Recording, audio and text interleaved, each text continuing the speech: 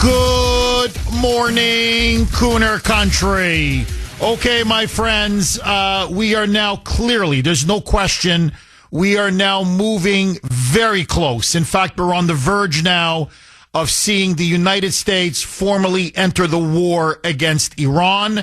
The White House now has come out and said yesterday there was about an 80-minute, about an hour, 20-minute national security team meeting with President Trump in the Situation Room, in which they said now a range of options was discussed, but the White House now says there is no question. President Trump, their words, not mine, is seriously weighing whether to launch massive U.S. strikes, joining Israel to smash the regime in Iran. In other words, President Trump now is seriously thinking of getting the United States directly involved in the war between Israel and Iran. And it's not just his administration that's saying it. It's not just senior officials that are saying it. If you look now at his public social media posts, he's acting more and more like we're about to enter the war, and in some ways that we're already in the war. This is what he said yesterday regarding Israel's dominance over the air in Iran. Israeli warplanes, about 200 of them, continue now to hammer and pound key military nuclear installations across Iran. In particular, they are targeting Tehran, areas around the capital city. They are hitting government buildings. They are hitting sensitive military sites, and they continue now to hammer away at some of their enrichment facilities, not just in the capital, but all over the country. Tehran itself, the capital, is complete mayhem and bedlam. Now millions, literally millions, are now fleeing in their cars. They now fear that the worst is about to come. Listen now to President Trump. Quote, this is what he wrote. We, notice the way he phrased it. We, not Israel. We now have complete and total control of the skies over Iran. Iran had good sky trackers and other defensive equipment, and plenty of it, but it doesn't compare to American-made, conceived and manufactured, and he puts in quotes, stuff. Nobody does it better than the good old USA. So he's basically saying we're in a formal alliance with Israel, and that we are now helping them achieve total air superiority and dominance over the sky, over the airspace of Iran, and furthermore, that we are now going to protect that massive dominance over the sky going into the future. Now, he further then said this, which I have to tell you, I started laughing. I said, this guy, I love this guy. Whatever you think about whether we should go to war or not. So this is what he added. Again, notice, we, not Israel, we. Quote, here's what he said about the supreme leader, the Ayatollah Ali Khamenei. Quote, we know exactly where the so-called, quote-unquote, supreme leader is hiding. He is an easy target, but is safe there. We are not going to take him out, and then he puts in parentheses, kill with an exclamation point. So we're not going to take him out, kill, at least not for now. But we don't want missiles shot at civilians or American soldiers. Our patience is wearing thin. Thank you for your attention to this matter. And then very shortly after that, he then issued in all of it in caps, capitalized. He just simply put two words, unconditional surrender. So he's telling the supreme leader, we know exactly which bunker you're in. We can kill you at any moment that we want. And if you dare to attack U.S. bases, if you dare to attack American civilians or Americans in the region or anywhere around the world, you're a dead man. You're a dead man. You're going to join Allah and get your 72 virgins, according to what you people think. So get ready now. The 72 virgins are coming. So he's now, but more than that, he's now saying that the United States and Israel are going to target and assassinate the leader of Iran and wipe out their leadership or decapitate their leadership. Furthermore, he is now calling for the full unconditional surrender of Iran. Now, remember, just a couple days ago, Marco Rubio came out, our Secretary of State, and said we were not involved in this war.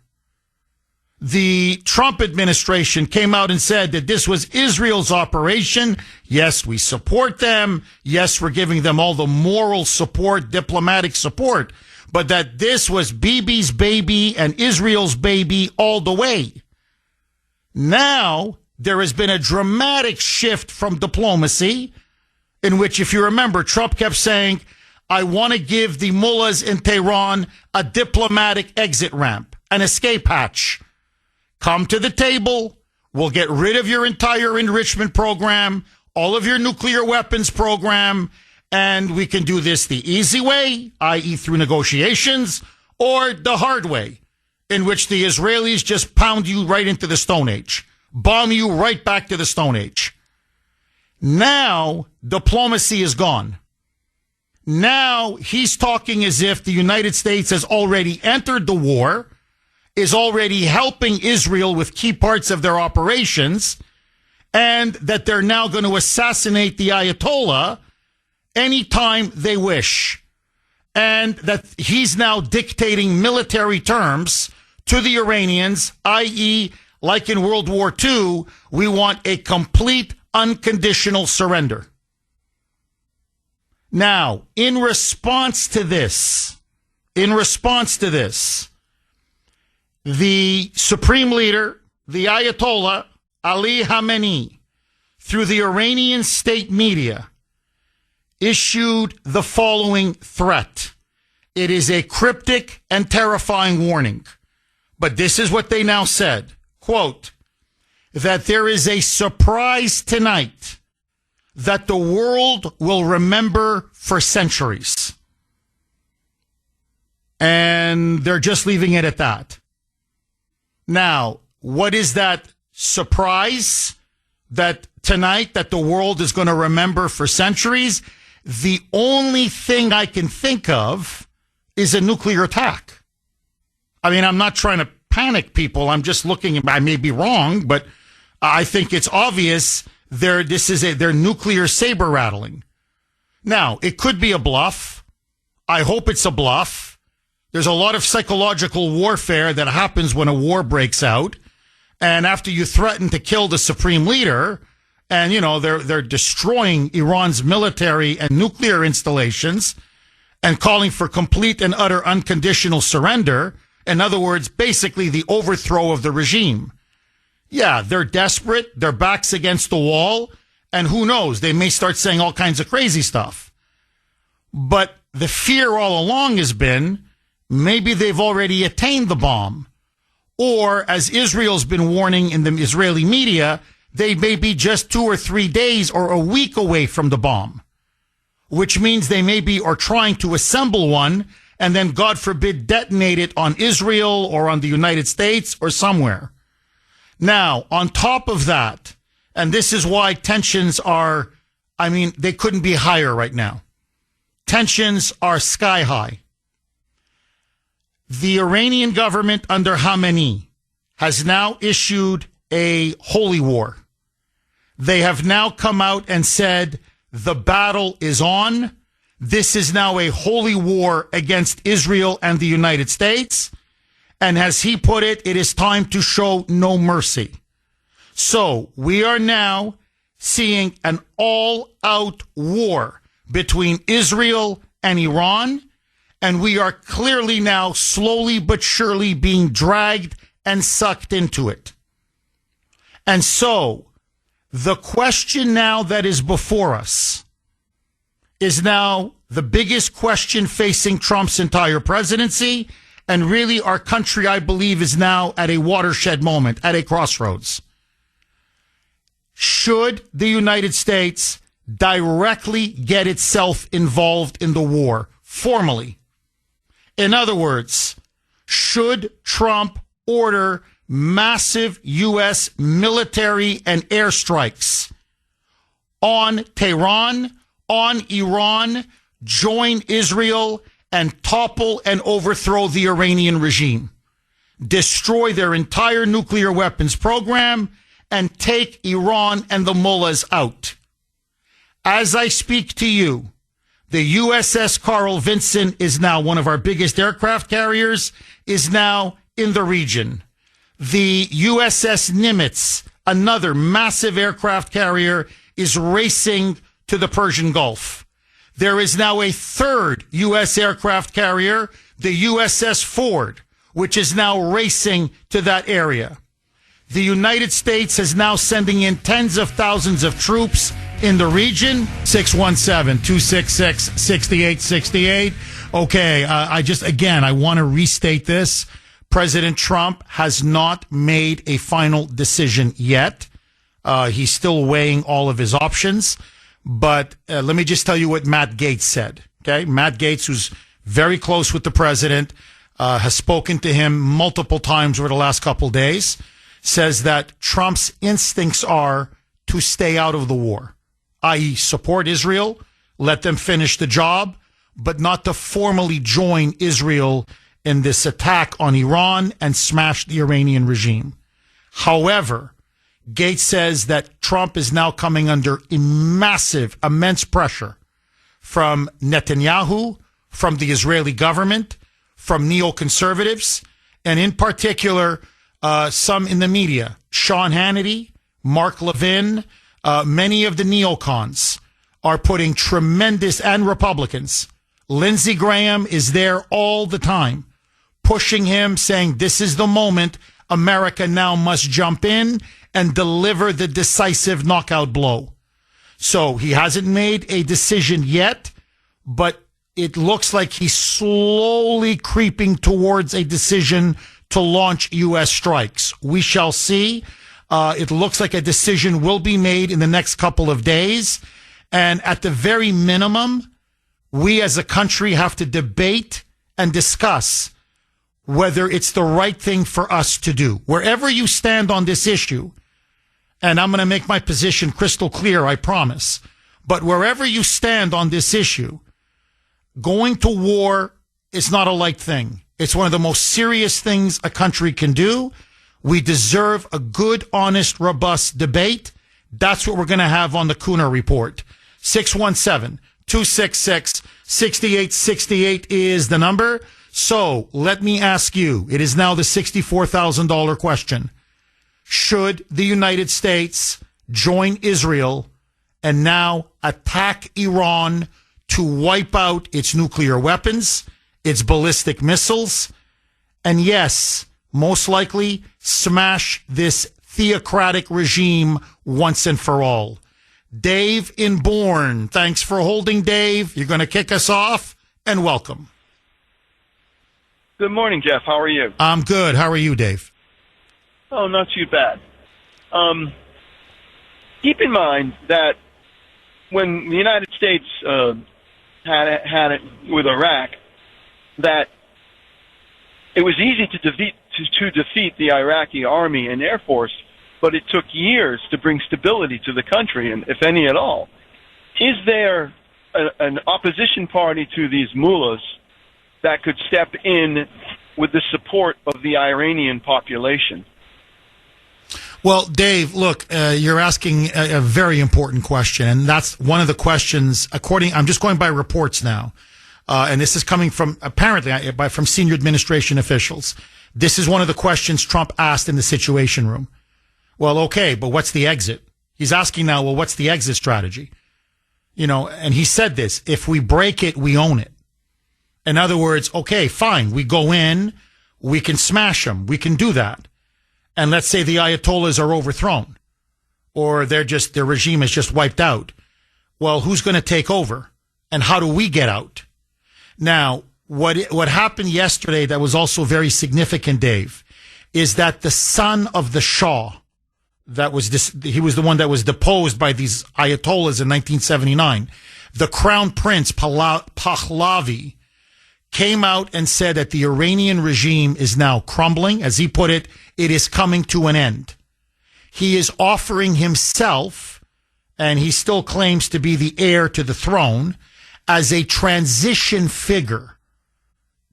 Now, whether the Iranian people will follow him is a different story, but he's offering himself as a transition figure to a national democratic government, he says in about 3 or 4 months, in which he promises that he will oversee elections in Iran.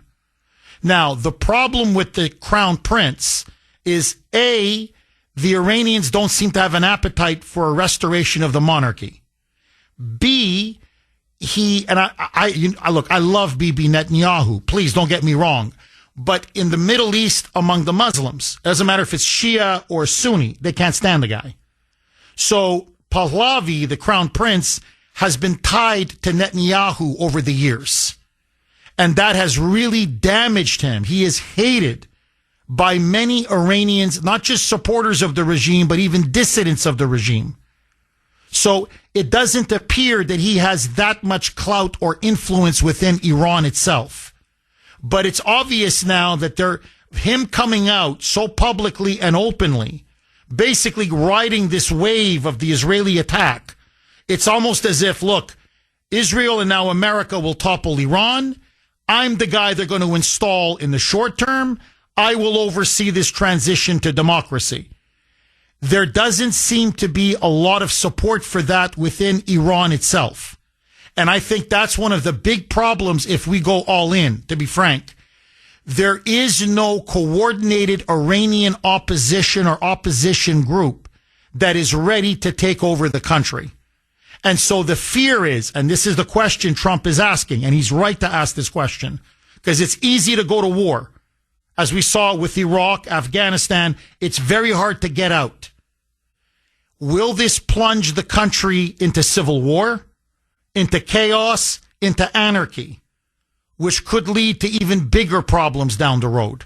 So the short answer to your question is, Dave, right now, there is no viable internal opposition, democratic opposition that we can hang our hat on. Huge mistake to turn Tehran into what Dresden looked like in February of 1945, or even the so-called Hell's Highway of destruction of that road, of all the cars and trucks, of vehicles during the Iraq War. It would not be a good look to the United States or Israel, for that matter.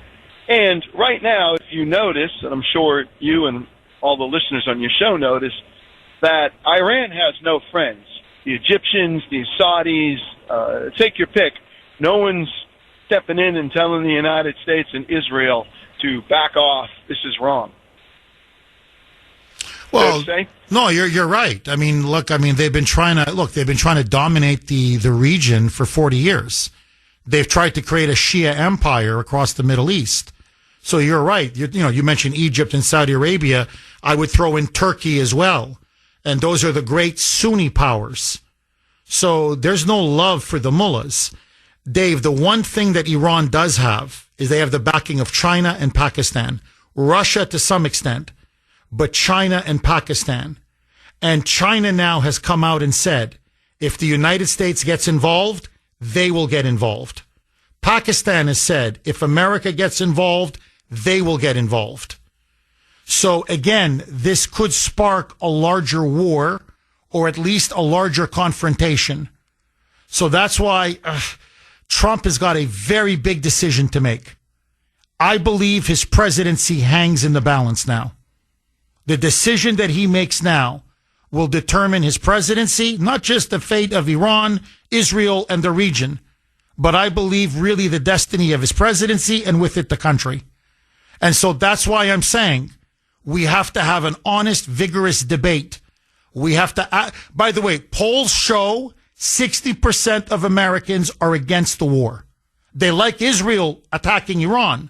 Okay, very quick reset because I want to go. The lines are screaming. They're jammed. Text line is on fire. You can text the Kuhner Man 70470. Trump now yesterday has now called for Iran, the leadership, the mullahs in Tehran, to unconditional surrender. He said now nothing less is acceptable. He wants the full unconditional surrender of these anti-Semitic, frankly, to me, Nazis. They are. There's no question in my mind these are Islamic fascists. But anyway, these theocratic thugs and this vile regime must surrender completely, not in terms of losing power, but they must give up their entire nuclear weapons program now, all of their enrichment sites now, and essentially capitulate to Israel and the United States. Furthermore, as I mentioned in my opening monologue, but it bears repeating, Trump now is constantly referring to what Israel is doing as we. And he said, we have now attained total and complete control of the skies over Iran. Now, what that means is he's basically saying, we've been helping Israel completely now launch this operation, sustain this operation. We're essentially a co-belligerent. And that we will continue to maintain complete control of the skies, which means the war is going to go on for days and weeks if necessary until they literally pound Iran, the Iranian leadership, the mullahs, into submission. 617-266-6868 is the number. Okay, it is the Kuhner Country poll question of the day. Sponsored by Mario's. Mario's quality roofing, siding, and windows. President Trump now is going to make a decision very soon on whether to officially launch strikes, U.S. strikes on Iran and join Israel to topple that country. American lives are going to be lost. Every war, American lives are lost. Israeli lives have been lost, many of them civilians. A lot of Iranians are now dying. Americans will die if we go to war. That's just how it is. So the question I have for you, this is the question, and Trump is weighing this, is stopping Iran worth American lives? Let me repeat it. Is stopping Iran worth American lives? A, yes. B, no. You can vote on our webpage, wrko.com/Kuhner, wrko.com/Kuhner, Kuhn as in national ER. If you prefer, you can vote via X. And again, as you saw last night, I was super active on X. My handle there, at the Kuhner Report, all one word, Kuhn as in national ER. This is from 781. Jeff, I believe it is time to complete the mission. When the theocratic madman, i.e. the supreme leader, with prostate problems, threatens the United States, the plan of action requires immediate, complete neutralization of that threat with the most extreme prejudice. And I think Trump's already made the decision. And that decision takes about 30 hours for delivery. The time it takes for the bunker busters to arrive on those B-2 stealth bombers from their bases stateside. If the United States does join, a major reason why will be Fordow. F-O-R-D-O-W, for those, if you want to do some research. That is Iran's secret nuclear enrichment facility that is buried deep inside a mountain, about 300 feet underneath a mountain. And Israel needs the bunker busters, these huge deep penetrating bombs, to smash Fordow They need the bombs, which they don't have, and the bombers, which they don't have. And so one of the big decisions Trump has to make is, will he formally join the war and smash Fordo literally to pieces?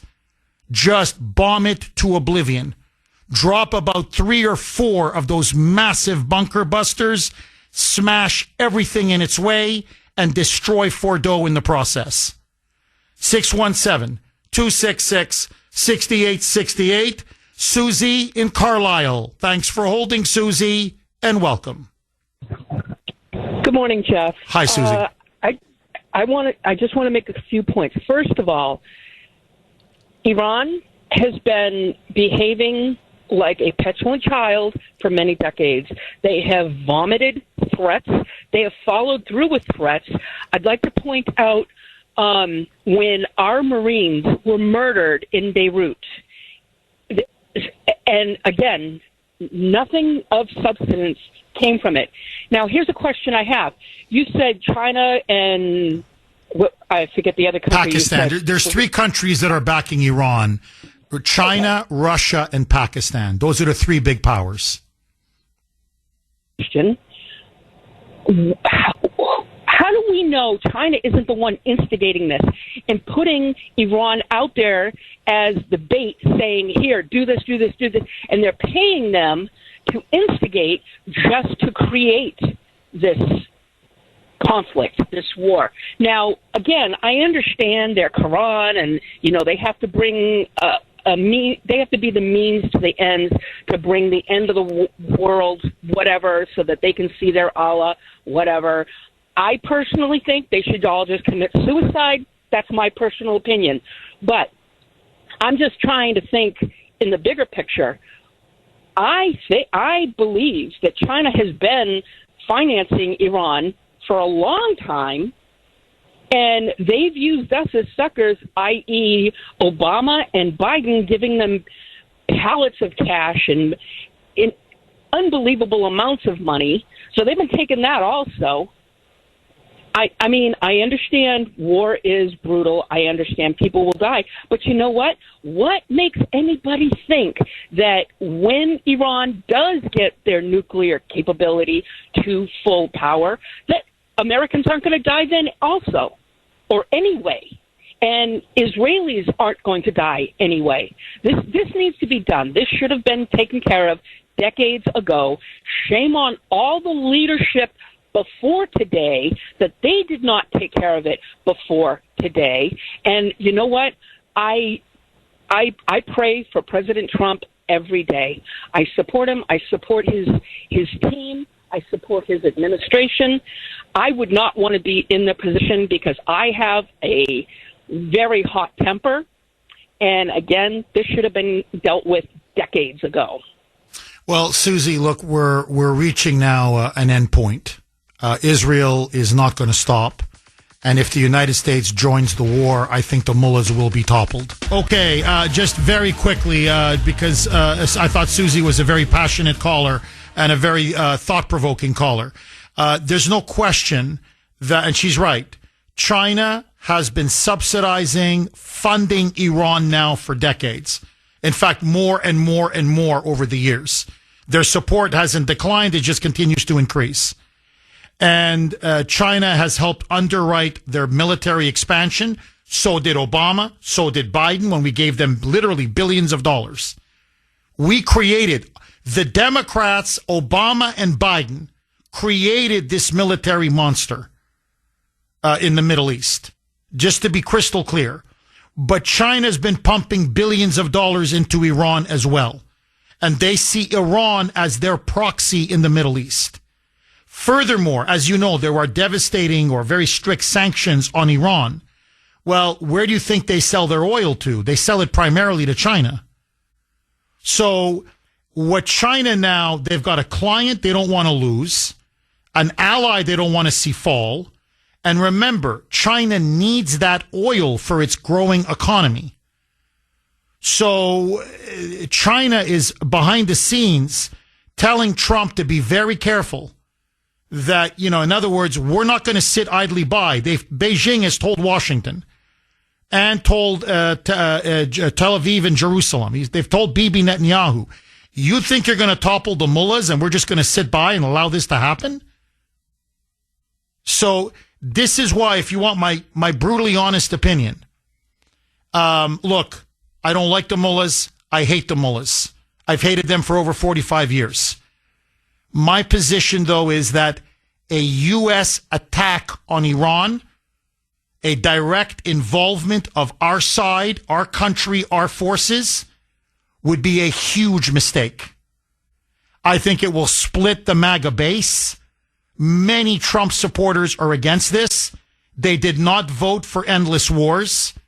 Not only will this split MAGA's base, I think it's going to further inflame the region. I think you're going to see a huge response, a massive response from Pakistan, which has a bomb, China, and Russia. And my fear is I don't want to see this escalate to World War III. The moment we get involved, it changes absolutely everything. It is going to inflame the region. Already now, just so that you know, it is breaking in the Daily Telegraph in Britain, one of their most respected newspapers, that Iran now is poised to hit U.S. bases somewhere in the region. So already now, this may be escalating beyond our control. And not only can this spark a regional war, and God forbid World War III, but once we are committed, this is going to force us to compel regime change in Tehran. If you break it, you own it. Once we go in and go in hard and heavy and demand the unconditional surrender of the Iranian regime, as Trump has said, then, okay, we overthrow the mullahs. And then what? Then what? Has Iraq taught us nothing? Has Afghanistan taught us nothing? So now we're going to become sucked in and embroiled in Iran and in nation building in Iran. American boys and girls are going to come home in body bags. And let me tell you what bothers me. And I'm going to end with this, and I want to go back to the phone calls because we can agree to disagree. I'm just giving you my point of view, and, take it for what it's worth. I could be wrong. I mean, we'll see what happens. But what is to me frightening is this reminds me a lot of the build up to the war in Iraq, where everybody said it was going to be a cakewalk. It was going to be easy. It was going to be an easy victory. And nobody thought about the exit strategy.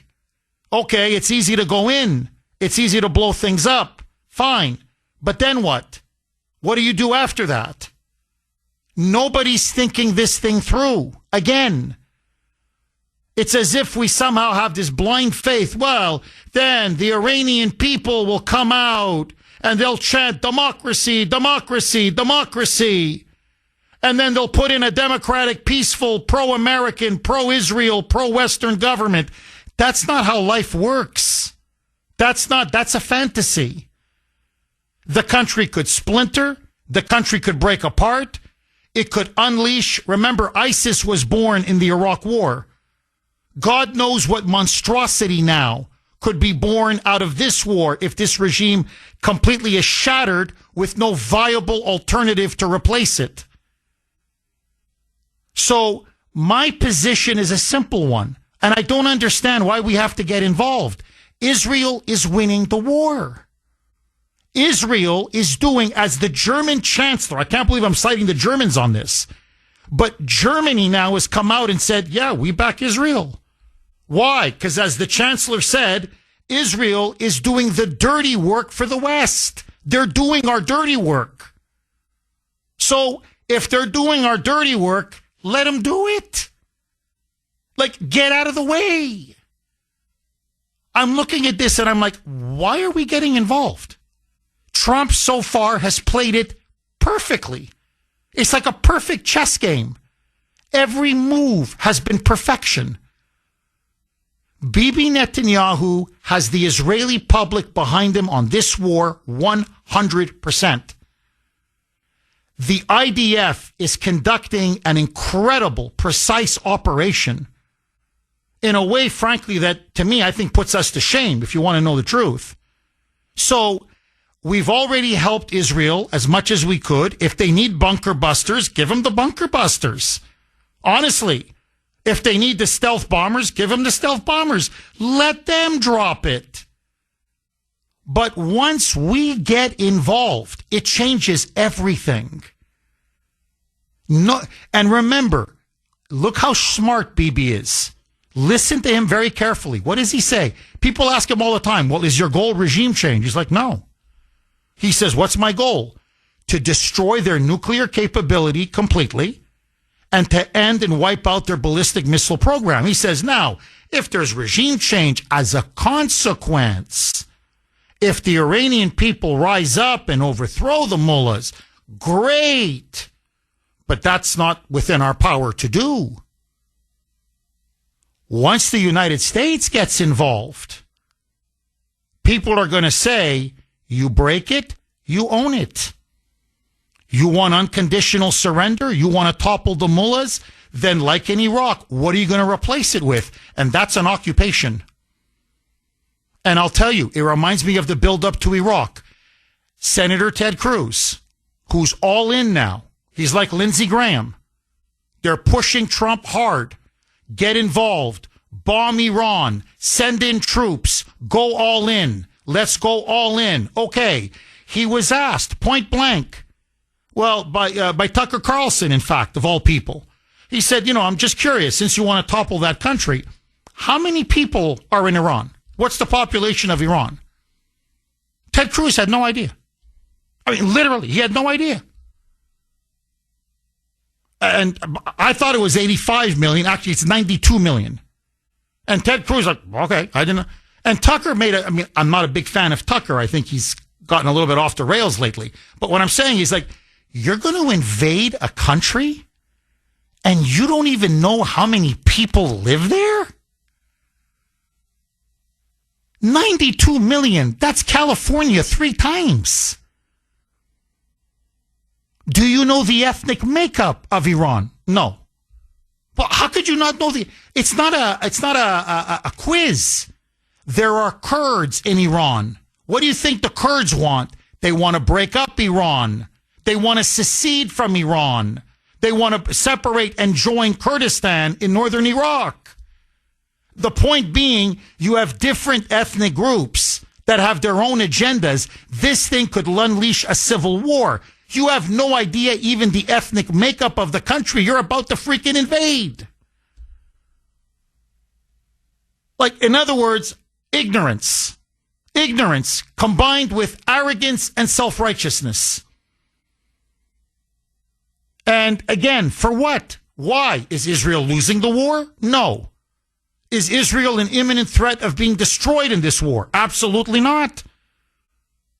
They hit, just by the way, yesterday, direct hit on Natanz, it's the heart of the Iranian enrichment nuclear program. It's also underground.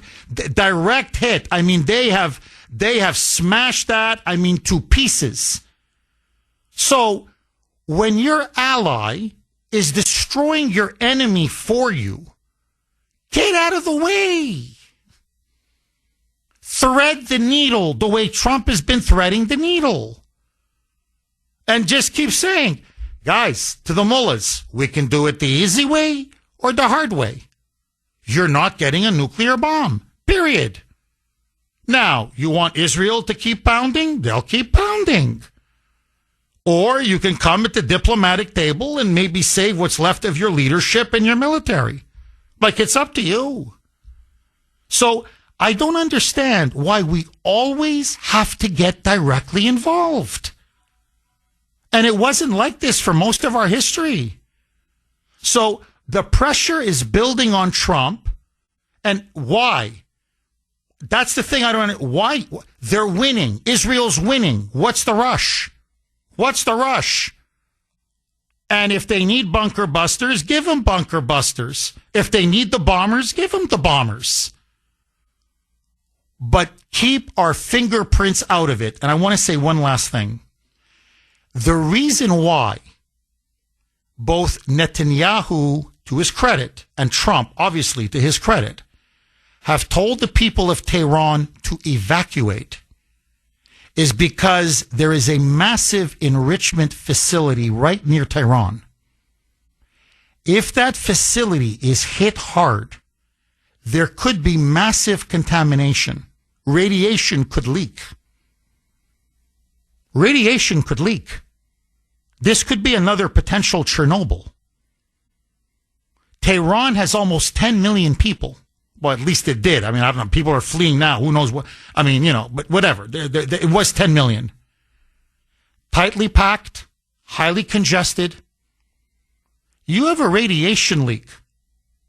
You could see millions of Iranians potentially dead or contaminated or suffer from radiation poisoning.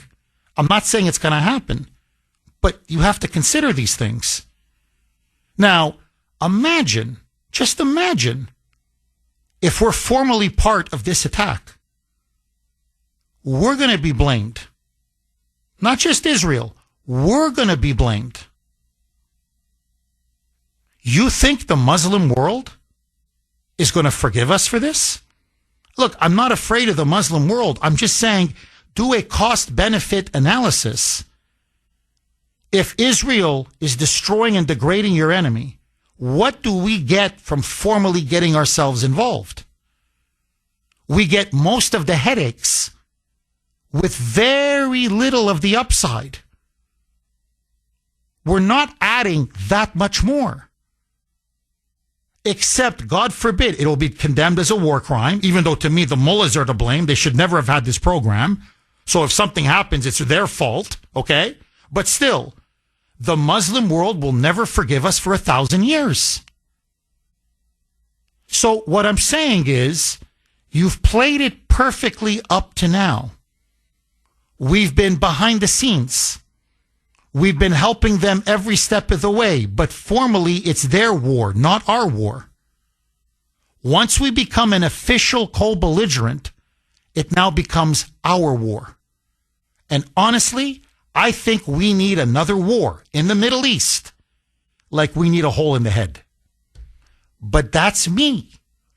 That's why I want a discussion and a debate. And that's the other thing. I hate the way the media is now stampeding everybody to war.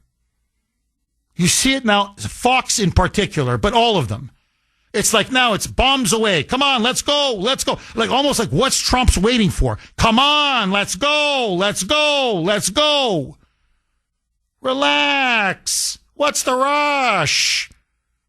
If we're going to go to war, I think Congress should authorize it. There needs to be a declaration of war by Congress. And the country has to have a proper, thorough debate. It can be a quick debate, doesn't have to take weeks, if it's so pressing that we go to war.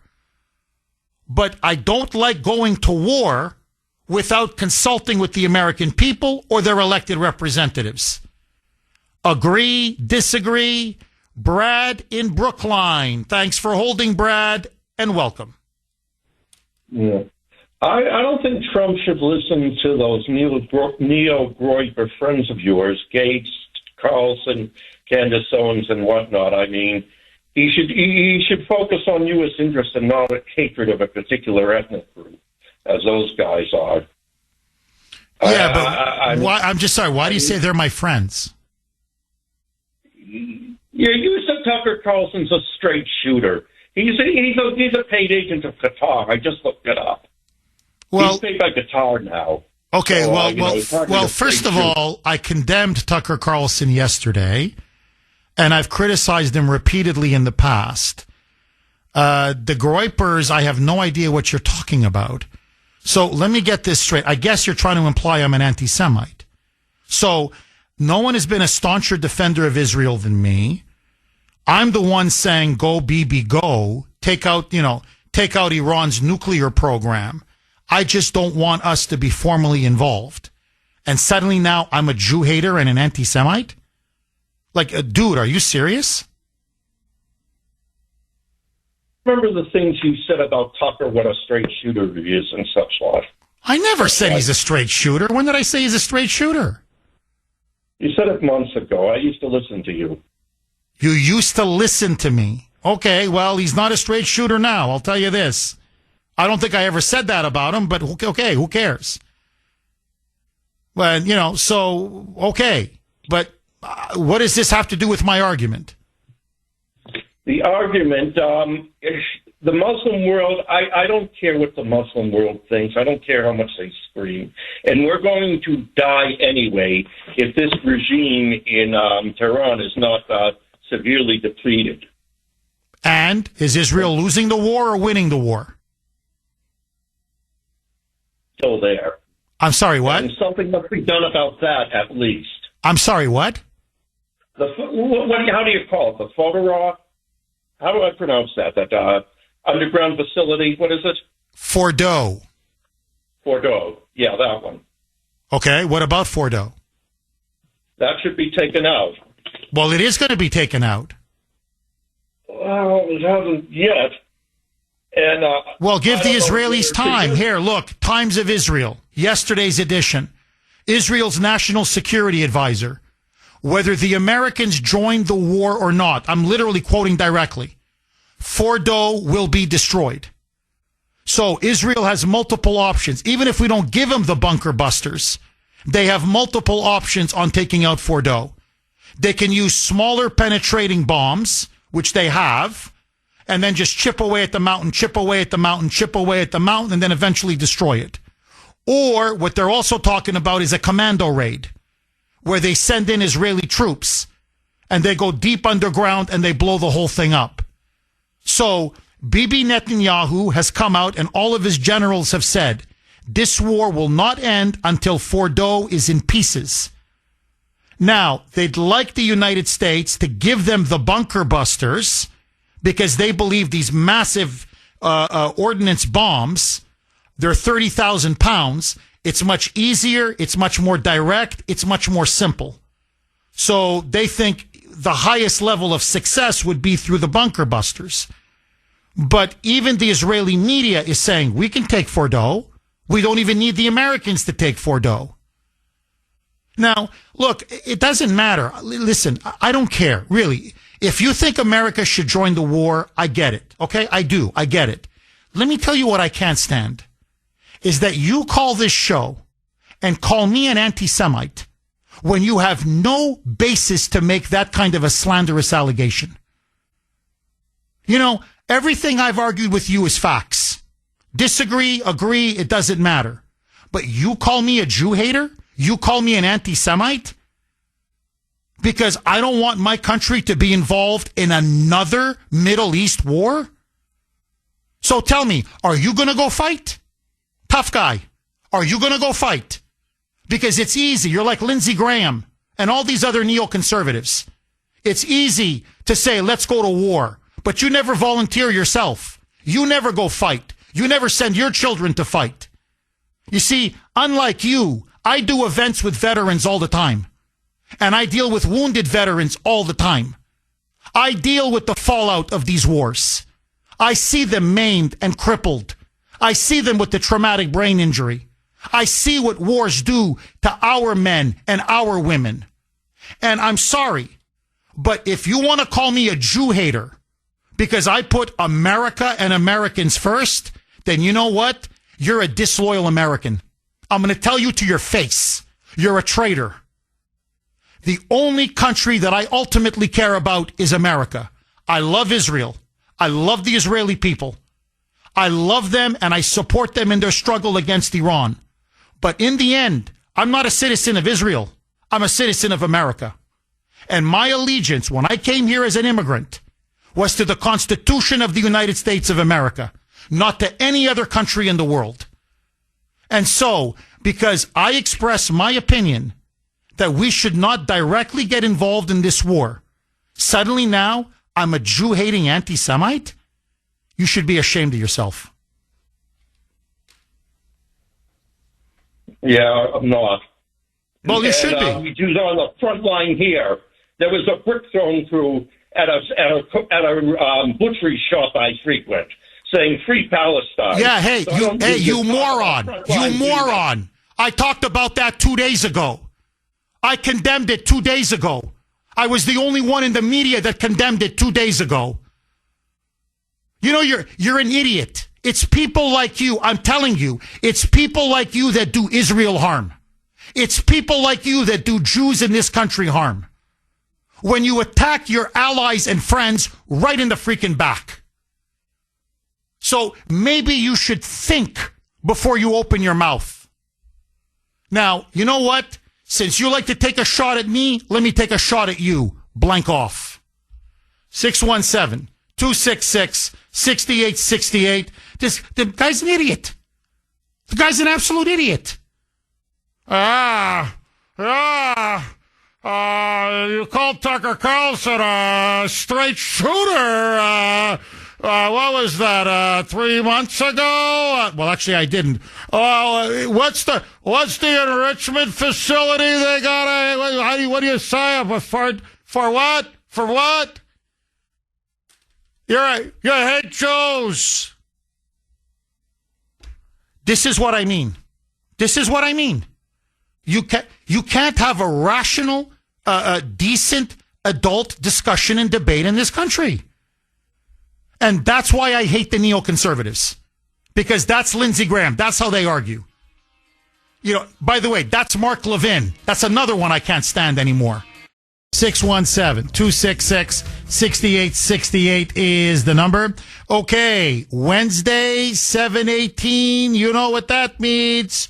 Truth or troll. Take it away, Mike. And now, America's favorite game show, where you get to decide on the Kuhner Report. This is Truth or Troll. For today's Truth or Troll, we have a two-parter, beginning with Homeland Security Secretary Kristi Noem holding a press conference on the LA riots. So I want to say thank you to every single person that has been able to do this.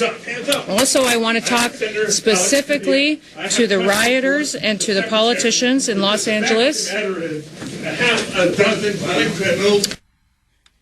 So that voice you heard there was California Senator Alex Padilla, who interrupted Kristi Noem while going towards the podium when he was taken into custody by Secret Service agents and dragged out of the room. After being released, Senator Padilla gave his own press conference, and here's what he had to say. I had a question. And let me emphasize, just as we've emphasized the right for people to peacefully protest and to stand up for their First Amendment rights, for our fundamental rights. I was there peacefully. At one point, I had a question. And so I began to ask a question. So all that for a question. Caused that whole scene for just to try to ask a question. So what do you think? Do you believe him and he was just trying to ask a question? Or was this whole scene just him trolling Kristi Noem? Bingo. It's so obvious he was trolling her. It was a cheap publicity stunt. Yeah, oh yeah. That's how you ask a question, Mike. Well, let me ask all of you. Truth or troll? Do you think Alex Padilla really, crashed Kristi Noem's press conference because he just wanted to ask a question? Or do you think he was trolling her? We want to hear from you. You can vote on our webpage, WRKO.com/Kuhner, WRKO.com/Kuhner, KUH, N as in national ER, A, truth, B, troll. You can also vote on X, my handle there, at the Kuhner Report, all one word, KUH, N as in national ER. Verna in Arlington. Thanks for holding, Verna, and welcome. Hi there, Jeff. Good morning, everybody. Thank you again so much for what you do. I wanted to call in today because of what's going on with the war situation. A couple of things I wanted to mention. I do want to bring out the fact, as being an Armenian background, that Armenia is landlocked. And Armenia is dependent on Iran, believe it or not, Persia, Iran, for weapons and other supplies coming in because they're landlocked and surrounded by Turkish Muslim enemies.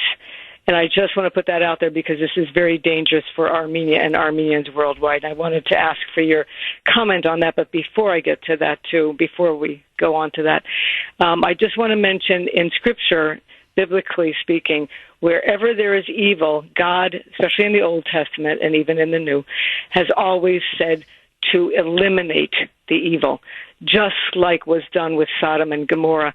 So I think it's really important to eliminate the evil, to expose it, to reveal it, to say what it is, and really do something about it. And I just really praise President Trump and all of the people with him for what they're doing to try to maneuver in this situation. But I really wanted to ask your opinion about that because I'm really concerned that a lot of Armenians, I don't know if there's some Armenians that listen to this program as well, that there is danger because Armenia is already being betrayed and harmed by Turkey and Azerbaijan all the time. And I also want to put in there that Israel itself, for all people who are pro-Israel, whatever, anti-Israel, that Israel has armed Turkey and Azerbaijan against Armenia and helped to have the Armenians taken out of the Armenian territories. And I just want to put that out there because it's important for people to know. I am pro-Israel in the sense of God's, agenda, but I'm really careful about what people will say. And I do want to put a word out for Vince in Utah, Germany yesterday, and what he said. I really want to say that I agreed with what he said. But go ahead, Jeff. That's pretty much all that I wanted to say. Verna, as always, thank you very, very much for that call. And look, my feelings on the Christian Armenians. They were the victims of the first great genocide of the 20th century by the Turks, and they have been victimized again. The Turks arming Azerbaijan, the Azerbaijani Muslims, have now ethnically cleansed and massacred countless Armenian Christians in Nagorno-Karabakh, which is ancestral Armenian land. And there's no question that if the regime, I'm not backing the regime in Iran, I want the regime in Iran to fall. But if we don't do this the right way, if we do another Iraq, where there's no exit strategy, there's no end game, there's no, in other words, look, would I like the Crown Prince of Iran, Pahlavi, to return to power and be like his father, who was a modern man, a pro-Western man, a pro-American man, by the way, in some ways very pro-Armenian. I would love to see the Crown Prince come back to Iran. I don't think that's going to happen. I mean, I could be wrong, but from everything I've been reading, he's disliked in Iran, even among many of the dissidents, those that oppose the Ayatollahs. So my fear is that Armenia could be collateral damage, just like there was so much collateral damage when we invaded Iraq. So that's why, look, Israel is doing an incredible job, almost a perfect job. As far as any war can be perfect, there's always mistakes in every war, but as far as it can be perfect. And so, when Israel is systematically dismantling and degrading Iran's nuclear weapons enrichment and ballistic missile capability, piece by piece by piece by piece, and we behind the scenes have been helping them, protecting them, covering them every step of the way. You know the old expression, if it ain't broke, don't fix it. We don't need to fix this. So I think this rush to war is just that. It's a rush to war on our part. And also, look, I want Trump, now I don't know if he can anymore with the tweets and everything, or whatever, the true socials. But I'd like America to remain in some ways an arbiter. Remember, Iran is trying to negotiate with us. We want them to end their program. Well, if we become a direct co-belligerent, we're not negotiating with them anymore. We're literally now at war. 617-266-6868 is the number. Okay, so just very quickly, President Trump now is on the verge of making a historic decision. This will impact his presidency and probably the direction of the United States for generations to come. According now to senior White House officials, he is very close now to ordering U.S. strikes on Iran to officially join Israel in its campaign to smash the Iranian regime once and for all. President Trump now is increasingly referring to the war as we. Yesterday, he threw down the gauntlet, telling the Iranian mullahs he will not accept anything less than quote-unquote unconditional surrender, and that now we, notice he said the word we, not Israel, but we, have complete and total control of the skies. And he hasn't made a decision yet. There is still a lot of opposition within the Trump White House, not to Israel attacking Iran. There's almost unanimity there, but that we should get directly involved. Latest polls show about 60% of the American people are against, not Israel attacking Iran. There's full support for that, or heavy, a lot, substantial support. But 60% oppose direct U.S. involvement. So President Trump is going to have to address the nation if he does decide to take us to war, make his case, and I would like to see Congress vote on the issue. But that's me. I want to hear from you. 617-266-6868. Lindsey Graham is Lindsey Grahamnesty, who's the heir to McManiac, John McCain, one of the leading neoconservatives in the Senate. He is a war hawk. He is a warmonger. Is licking his chops. He is pushing Trump hard, lobbying him almost around the clock to attack Iran with everything that we have. Listen to him. And by the way, he doesn't even want to vote in Congress. He just wants Trump to start dropping those bombs and send in the ground troops.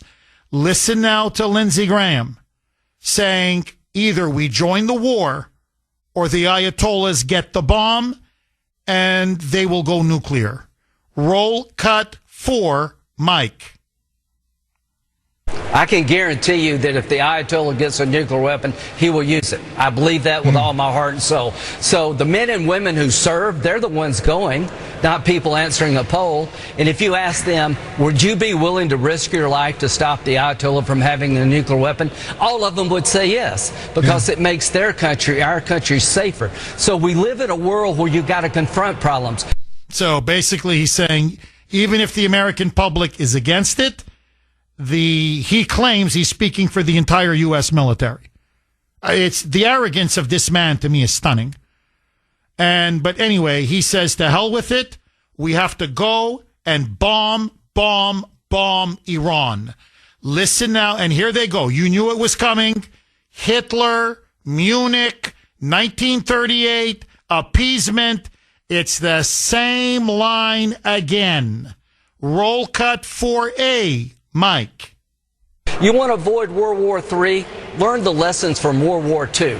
People in World War II appeased Hitler to the point that it got so much out of hand we had a world war and 60 million people got killed. So we live in a world where you pay now or you pay later. Let's stop this threat before he gets a nuclear weapon. Let's end this reign of terror. Let's do it now. It's not going to take 20 months, but I can't guarantee you your freedom and your safety unless we're willing to fight for it. I can guarantee you this. If we don't fight for our freedom, we will lose it. So there you go. He said, by the way, the exact same thing about Iraq, and the exact same thing about Afghanistan, and the exact same thing about Ukraine.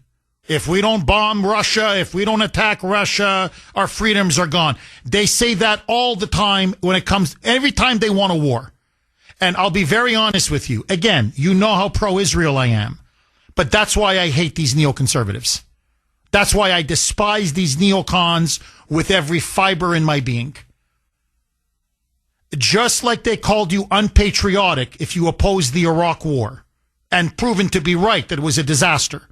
Now you're a Jew hater or somehow an anti-Semite if you support Israel in destroying and degrading Iran's nuclear capabilities, but you just don't want the United States to be directly involved.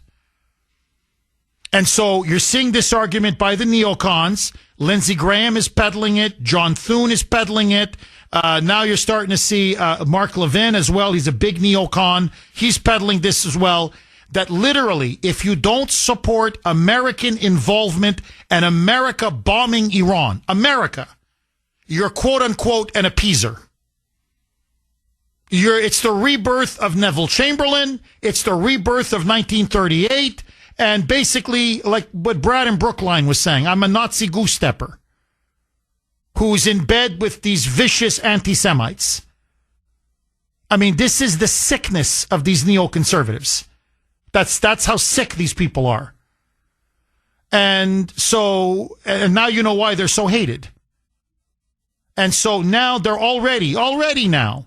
You're a Jew hater and already Levin and Sean Hannity are pushing their garbage. That if you say, well, by the way, who's appeasing Iran?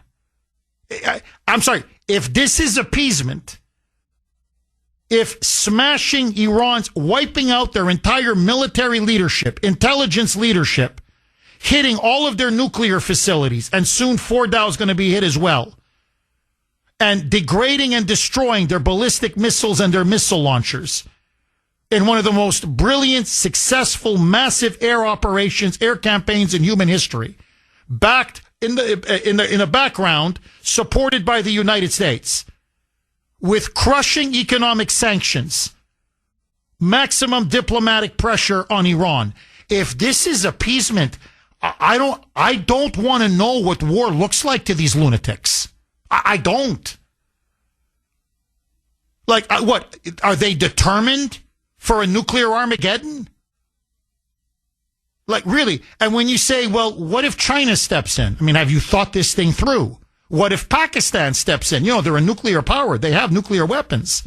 What if, God forbid, they smuggle a nuclear weapon into Iran? If we get involved, have you thought any of this thing through? Jew hater! You're an anti-Semite! You hate the Jews! Like, you people are sick. You're sick. You lust for blood. You lust for American blood to be shed at every opportunity. Let Israel win this war and keep America out. Agree, disagree, and even if you disagree, how does that make you a hater of the Jews? These neoconservatives, I'm telling you, are nothing more than mouthpieces for the military-industrial complex. They never met a war they didn't like. And they always want to send your son and your daughter to their death, but never their own. And they will smear you. That's what they do. They're no different. Michelle Malkin made this point to me over and over again. She goes, you know, Jeff, they're no different than these liberals. They really aren't. The liberals will call you racist if you disagree with them. They will destroy your character and ruin your reputation. The neocons do the exact same thing. They're both the same sides, different sides of the same coin. And so I was hoping we could have a civil, rational debate about whether our country should be involved in a potential another major Middle East war. But with these neoconservatives, there's no rational debate. 617-266-6868. So let me set the table. 617-266-6868 is the number. Okay, let me ask all of you.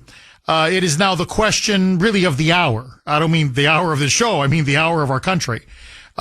Should the United States stay out of the war between Israel and Iran? And how far should we go in our support for Israel? President Trump now is weighing all options. He seems to be very close now to deciding to launch strikes, U.S. strikes on Iran. He hasn't made a decision yet. There's a very robust debate within his administration and people on his national security team. So, but within the next 48 to 72 hours, he will probably make a decisive decision. should we get directly involved in this war? Larry in Leominster. Thanks for holding, Larry, and welcome. You're very bad. Larry, hold on. I think, Larry, we can barely hear you, Larry. Are you there? Hello? Larry, Can you hold on. hear me? Now we can hear you. Sorry, Larry. Go ahead. Saying you're a very bad man. Let me check my notes because you don't agree with the latest thing I'm raving about. I love when guys like that call in because it makes me sound like a Rhodes Scholar by the time you get to me. Well, that's not hard, Larry, compared to that guy. I mean, ay. But Larry, look, let me ask you this. You're an Air Force veteran. You served our country, not in war, but still, you served our country. These bunker busters, how difficult are they to deliver them? These massive 30,000-pound bunker busters that they say they need to just smash that enrichment facility in Fordo. And can Israel do it if we gave them the bunker busters? Could they fly the stealth bombers and drop them, or do we have to do that? All right. First, I did serve in war, not in combat, just for the record. The bunker busters, you've got, I don't know if you remember the Moab, you got Yes. Daisy Cutter, all these are very, like some of the most powerful non-nuclear bombs. Like my C-130 cargo plane could deliver that Daisy Cutter and drop it on anything. It does take the B-2 bomber. I'm not buying that they can't handle the B-2 bomber. They've got experienced pilots. They've got fighters. They've got bombers themselves. It wouldn't be that hard to make the transition, right? I think BB desperately wants us to have our hands in it to I don't know, take credit or take blame, however you want to couch it. My personal opinion, what Trump has been doing so far is the right move. I don't care if they rent it to him. I don't care if he charges them $1 to give them the B-2 bombers and the bunker busters. Stay out of it directly, you know? Now, Iran has already blamed us, says we're part of this regardless, but we don't need to prove it succinctly, you know? Just stay the course, rent it to them, sell it to them. I don't care. We don't need to be directly involved. We need to support. We don't need direct involvement. Larry, let me just play devil's advocate for a second. What do you say to the argument that, many hawks are making, which is Iran has been a mortal threat, not just to Israel, but to America since, the Islamic Republic in 1979. It's a death to America regime. They are close to getting the bomb. Why shouldn't we, in for a penny, in for a pound, as the English say? Why shouldn't we go all in and help Israel complete and finish the job? If you want to guarantee success, nothing will guarantee it more than the United States teaming up with Israel. And finally, we wipe out Iran's nuclear program and maybe even the mullahs once and for all. What do you say to that argument, Larry? There was an expression in one of the Batman movies that said, be the hero, but don't be the hero long enough to become the villain. Cruz, Lindsey Graham, and Rand Paul, to a point, have become the poster children for term limits, right? It's like you said, they never met a war they didn't want to get involved in. They didn't want to drop bombs on people. To be honest, Jeff, where I disagree with you is I'm not worried about Pakistan. They've got their own problems with India. I'm not worried about Russia. They've got their own problems with dealing with Ukraine to get involved. I am worried about China. China holds a lot against this country. Tech, money, militarily, they're a problem. What I'm more concerned with is, like we discussed, I think it was last week or the week before, that ominous threat by that guy at the border saying, you don't know my name, but you will soon know who I am. How many Hezbollah, how many Iranian sleeper cells are already in this country just waiting for us to dip our finger into this and start creating havoc here, terroristic havoc here? support, stay vigilant on your own soil, and that's my stance. You see, I agree with you, Larry, completely. That's the other reason why I fear direct involvement. You see, I know we're helping Israel behind the scenes, but you're right. We're not officially at war with Iran. Once we become officially at war with Iran, I'm worried that under Biden, so many of these Islamic terrorist cells, Hezbollah in particular, came in. The Iranians they would have casus belli. They'd have a justification to activate them. They could say, well, hey, you guys are bombing us. You're killing our citizens inadvertently, but still Iranians are dying. Well, you know what? Now American citizens are going to die. And so my fear is that this could trigger domestic terrorist attacks here on the homeland. And then I don't want to see Americans dead. So you're right. I look at it from a cost-benefit analysis, Larry. What do we get out of it? I know what Israel gets. I understand why Bibi would want us to join them. I get it. But we don't seem to get that much, but we seem to take on a lot of the costs. Final word to you, Larry.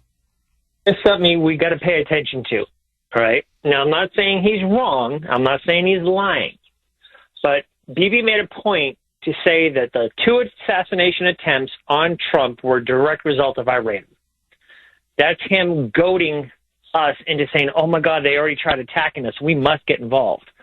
Where I'm concerned now is a false flag event, something that happens that they can think they can blame Iran on to drag us in. I wouldn't put it past the Democrats to do that.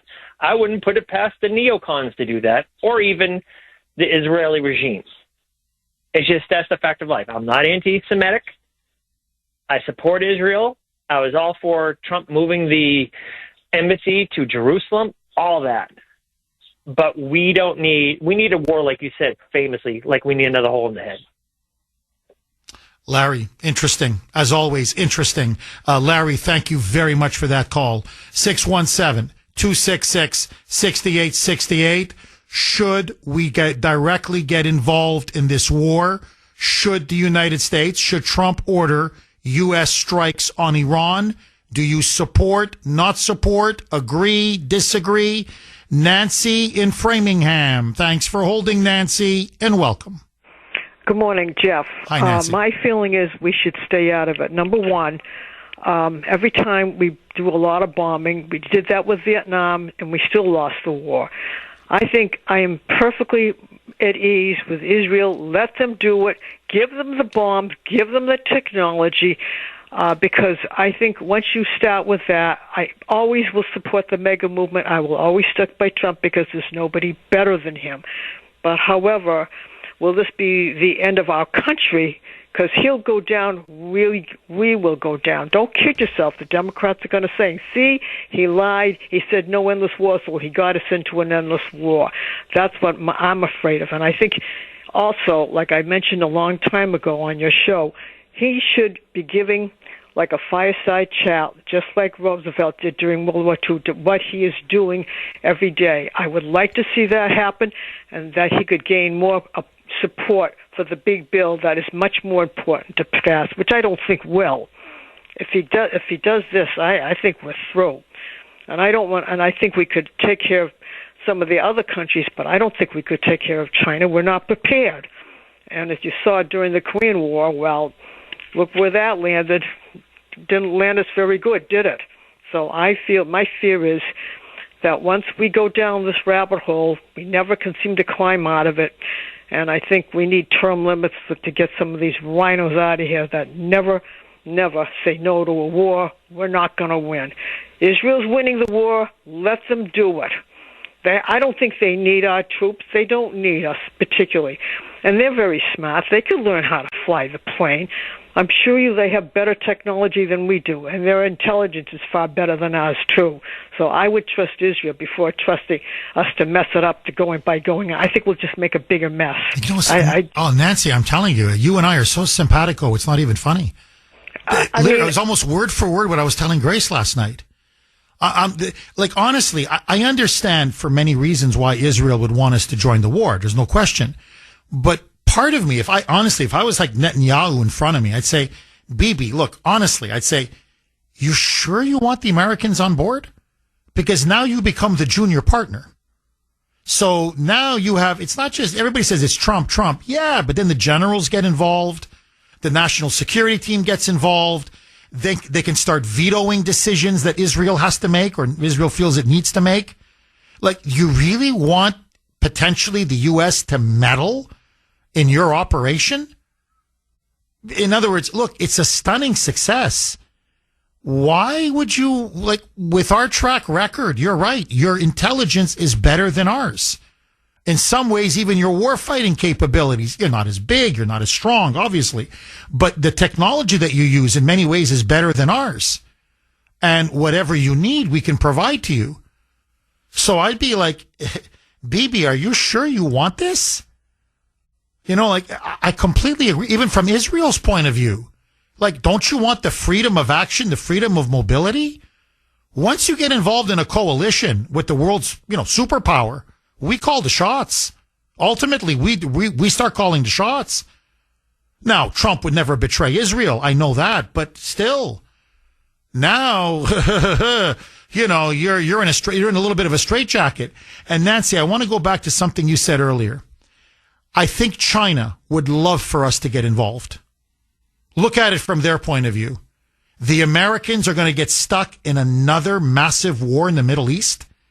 This time with a country much bigger than Iraq, with 4 times the population of Iraq. With, by the way, a very mountainous country, unlike Iraq, which is mostly desert and flat. So it is tailor-made, like Afghanistan, for guerrilla war. So if the Americans send in boots on the ground and an occupation force to overthrow the mullahs and, try to prop up a new government there, it's going to be our men and women. They're going to be sitting ducks for, God knows what kind of retaliatory and guerrilla attacks. So, and this would just bog us down. And you're right. It would destroy Trump's presidency. There's no question that it would. And then, look at the big, beautiful bill. It would finally secure our border. 10,000 ICE agents to start deporting our country of all of these illegals. It would unleash, it would be like rocket fuel for our economy. Take care of our people. Give, desperate, hardworking, blue-collar, working, middle-class people a chance to really start, coming back from the Biden years. In other words, we need prosperity at home. We need to deal with the border invasion here. We have so many problems. My God, why do we want to get involved in another major war, as you rightly said, Nancy, that Israel is winning? Final word to you. True, Jeff. The problem you would have, I lost my train of thought, but my fear is that he needs to be on TV. He needs a fireside chat to do everything he's doing. You can't split MEGA apart. You just can't. And by the way, look where we wound up as far as Vietnam. We wound up with Iraq. We always seem, and why, when we do win the war, I don't want to have foreign aid rebuilding their bridges, their schools, when we don't do our schools. Oh, that's a great point. Bridges. I don't want to see. If we did get in because we had to get in, I don't want a regime. I don't want to see them. Let the Iranians do the throw over. Let them take care of it. Let the Iranians overthrow their own government. I'm so with you. No, I didn't even think of that, but you're right. If we go in and we help topple the mullahs, well, then now we're going to have to help with the reconstruction of that country because we're there and we helped overthrow the government. So again, are we going to plunk trillions of dollars now into Iran? Like, like we have enough problems at home. Again, that's why I keep going back. Israel's taking care of it. Let them take care of it. Just sit back and give them all the assistance they need behind the scenes. Crack open a beer, put your feet up, go, baby, go. Nancy, great call. Thank you very much for that call. 617. Again, agree, disagree. You may disagree. I mean, I'm just giving you my honest opinion. 617-266-6868 is the number. Victor in Maryland. Thanks for holding, Victor, and welcome. Good morning, America's talk show host. How many affiliates do you have? Well, we got a huge national streaming audience, Victor. Massive. The numbers are getting bigger all the time, and that's why I can't thank you and all the listeners out there enough. Truly.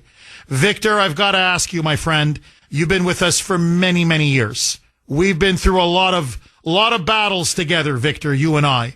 Where do you stand on this issue? Should the United States join the war and bomb Iran, or should we stay out? What say you, Victor? Get out. Let the Israelis take care of the problem. We'll give you the tools that you need, but we need to stay out. And I can hear Lindsey Grandesty saying, yeah, we got to get in there. We got to get in there. Stay out. Sit back and watch the action.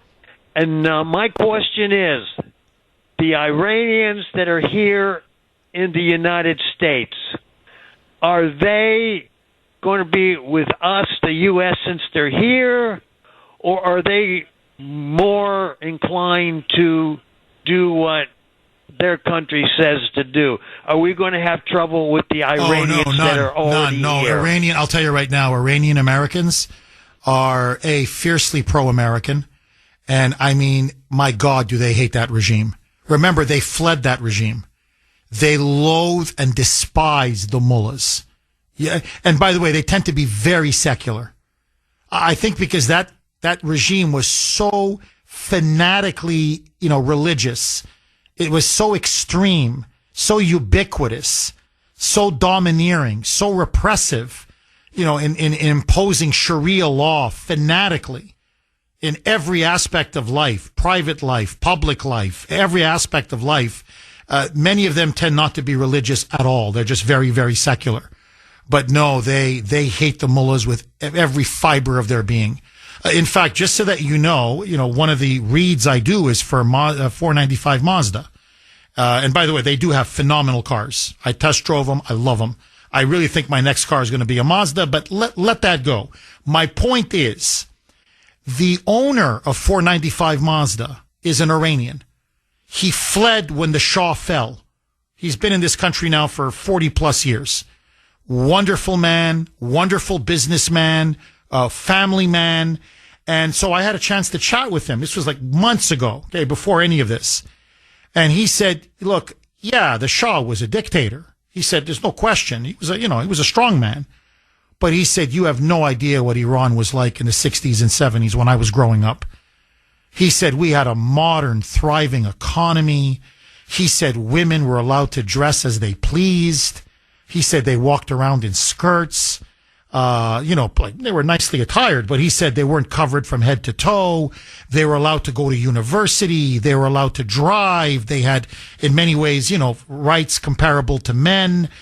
He said we had one of the most advanced modern countries in the entire Middle East. We had petrochemical companies. The Shah was pro-American, pro-Western, open to investment, open to business. He said you had no idea what it was like. And then the moment these primitive, barbaric Ayatollahs came in, and they just destroyed everything. Everything. He goes for him, his family. He says, I fled, I took my sister, I took my family, and we've never gone back. He says, in fact, I made it my mission to get my whole family out. And he said they've been an unmitigated disaster for Iran and the Iranian people. And I have to say this, I'm not saying it to be, politically correct. Honestly, Iran, people confuse them with the Arab world. They're Persian. They have an ancient civilization. When you meet an Iranian, like this man at 495 Mazda, the owner, wonderful man, highly cultured. They're a very highly cultured people. Some of the best rugs in the world, Iranian. Pistachio nuts, Iranian. Art, clothing, furniture. They are very refined. They are a highly cultured people. That's why to have these primitive savages rule over them is such an affront to their dignity. And that's why there's so much internal opposition to this regime. And that's another reason why, frankly, I'd like to see this war. I mean, I want it to be successful, and I want the nuclear weapons program to be completely wiped out. But I don't want to see ordinary Iranians be hurt. Because look, by the grace of God, there go I. You're born in that country. You had no choice. These are the leaders that were installed on you. And the brave Iranian people rose up in 2009. Obama betrayed them. They got crushed. Many of them were murdered, tortured, imprisoned. Then they rose again in 2022. Okay, in 2022, under Biden. Joey. He betrayed them a second time. And again, many of them, remember, they killed that poor Iranian woman because she had a headscarf, but it showed a little bit of her hair. And these savages beat that woman, and the morality police, the Sharia law, these Sharia law enforcers, and they beat and they killed, they tortured and they killed that woman. And it was months and months. The protests were in city after city. And Biden refused to give them any assistance whatsoever. And many of those protesters, again, crushed, imprisoned, tortured, killed. 617-266-6868 is the number. Okay, listen now to President Trump. He was on Air Force One, asked by a reporter. Initially, the media, again, and there's so many lies. It's just unbelievable, the lies now coming from the media and how they're spewing them. And so Trump, they were saying, well, Trump is rushing back from the G7 for a ceasefire. And Trump said, I'm not interested in a ceasefire. Roll cut one, Mike. What specifically is better than a ceasefire? What are you looking for here? An end. A real end, not a ceasefire. An end. So something that would be permanent. Yeah, or giving up entirely. That's okay too. Are you closer? Is that possible in the next 24 hours? Certainly possible. Complete give up. That's possible. So basically saying he wants a real end to the war, and basically he said a complete give up. And as he elaborated yesterday, on Truth Social, he's now demanding an unconditional surrender from the supreme leader, from the Iranian leadership. And then he further said, we, not Israel, but we have complete and total control of the skies. And then he openly told the supreme leader, Ali Khamenei, that they know exactly what bunker he's in, that they know exactly where he is, and that they've decided not to kill him. I got to say, I thought it was a funny tweet.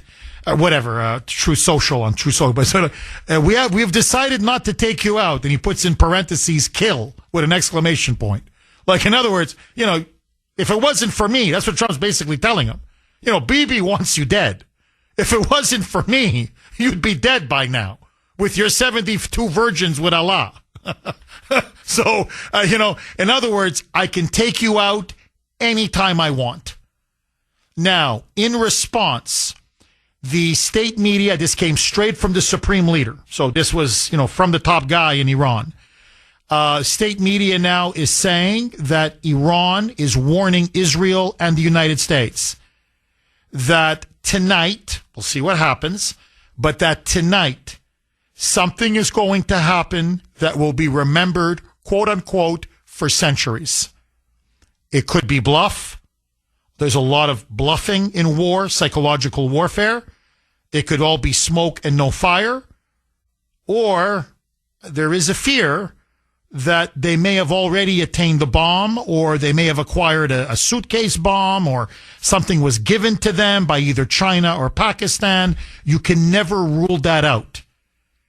And that's why Israel now is even intensifying their massive air campaign. Now, the Ayatollahs now come out and called for an all-out jihad against Israel and the United States. He now says it's time to show no mercy.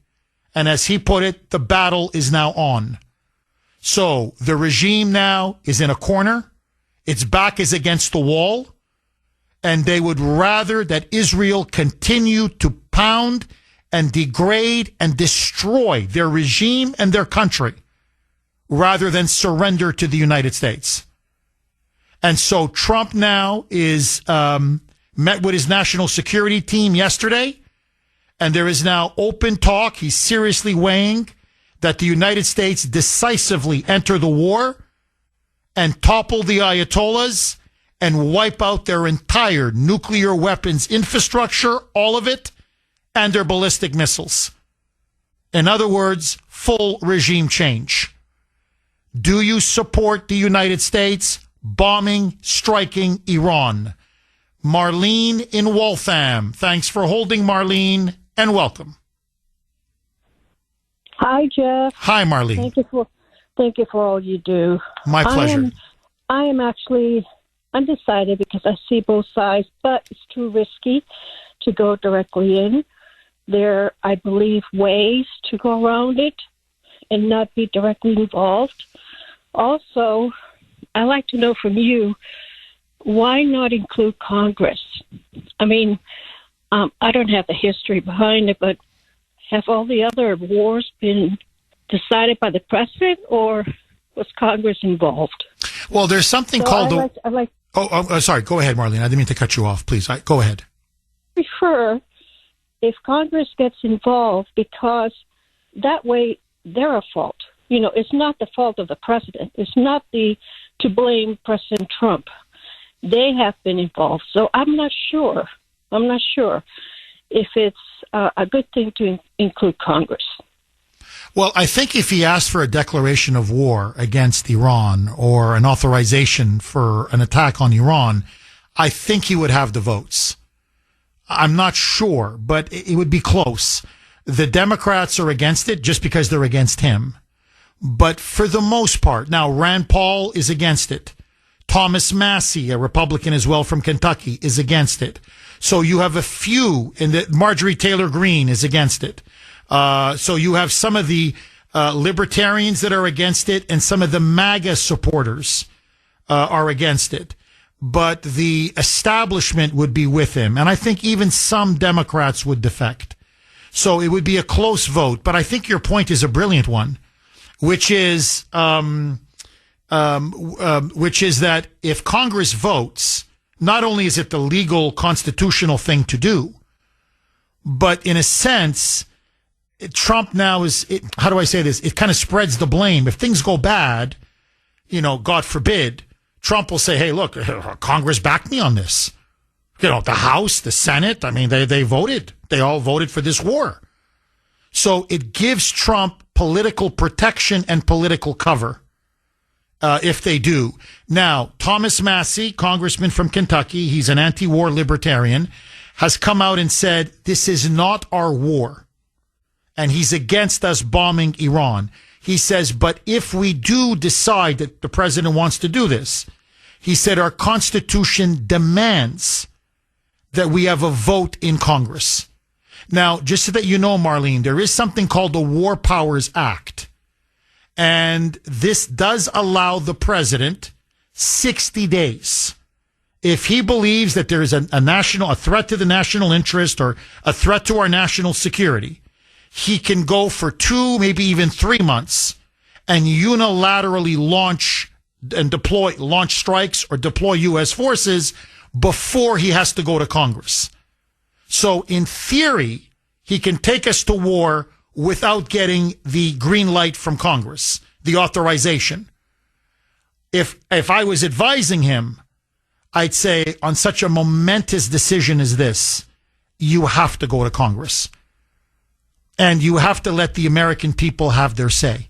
Make your case to the country. Make it. You have to make your case. Try to swing public opinion behind you. But in the end, the American people deserve a debate and then a vote to their elected representatives. And so and I agree with you. And I think that would give him more legitimacy to do this and more political protection and cover. And so that's where we are, Marlene.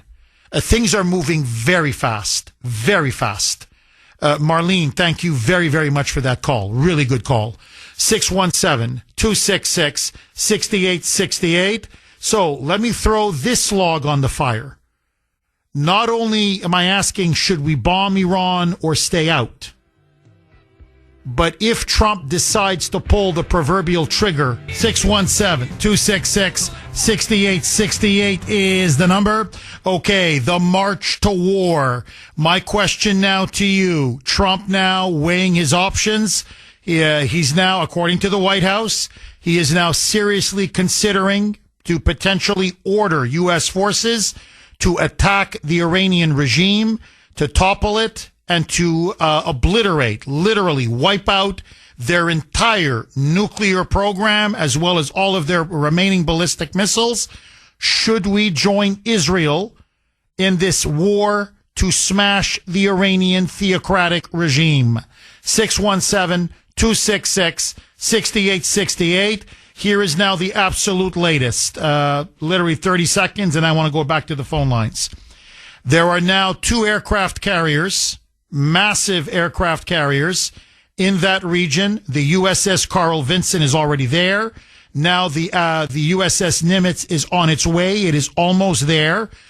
They have about 70 U.S. fighter jets each, as well as the ability to fire Tomahawk missiles. They're being accompanied now by Navy carriers, underwater nuclear submarines.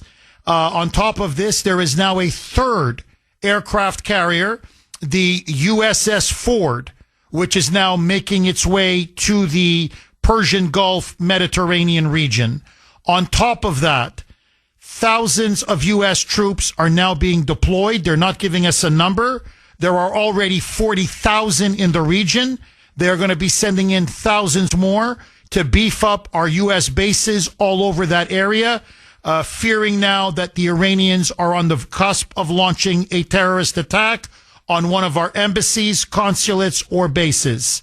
On top of that, U.S. fighter jets and warplanes are being positioned or repositioned in Europe, ready, they say, to strike Iran at any moment. Now, so far, the White House says we are beefing up and surging assets in the region to give, to bolster our defensive posture, to protect our troops and our bases, also to give Trump as many options as possible, range of options, should he decide to attack Iran.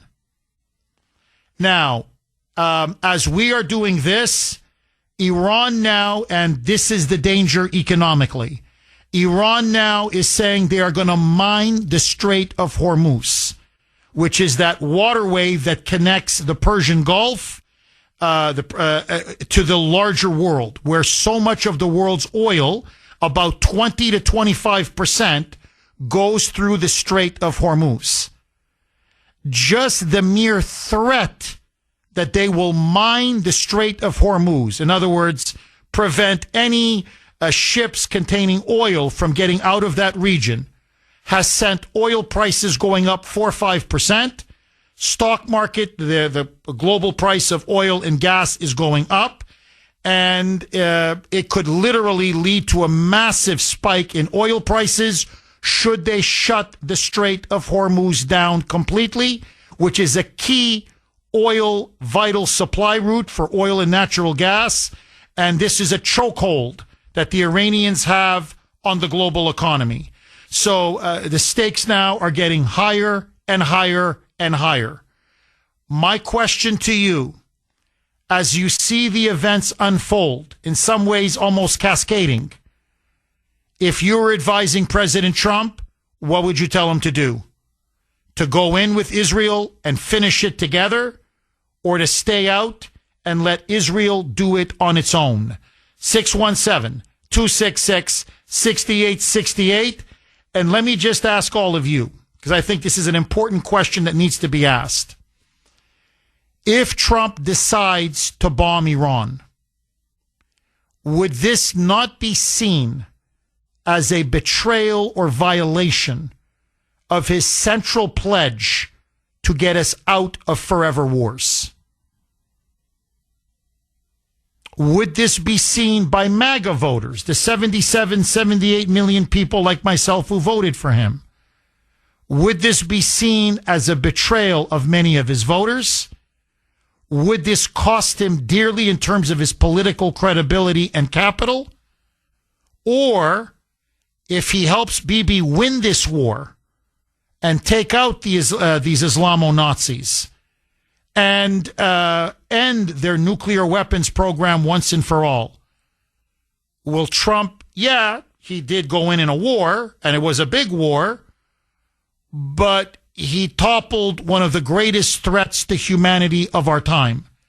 Will he then go down as a great hero and a great statesman, and everybody will say, well, yes, he broke his pledge, but who cares? Because in the end, the greater good is that the Iranian regime has fallen. So my question to you, if he goes in on Iran, does he risk splitting his MAGA base and destroying his presidency in the process? 617-266-6868. Lines are loaded. Dan in New Hampshire. You've been holding patiently, Dan. Thank you and welcome. Thanks for taking the call, Jeff. You certainly set the table today, and I'm with you. There is no way in this world that we should be involved. Right now, President Trump is holding the cards.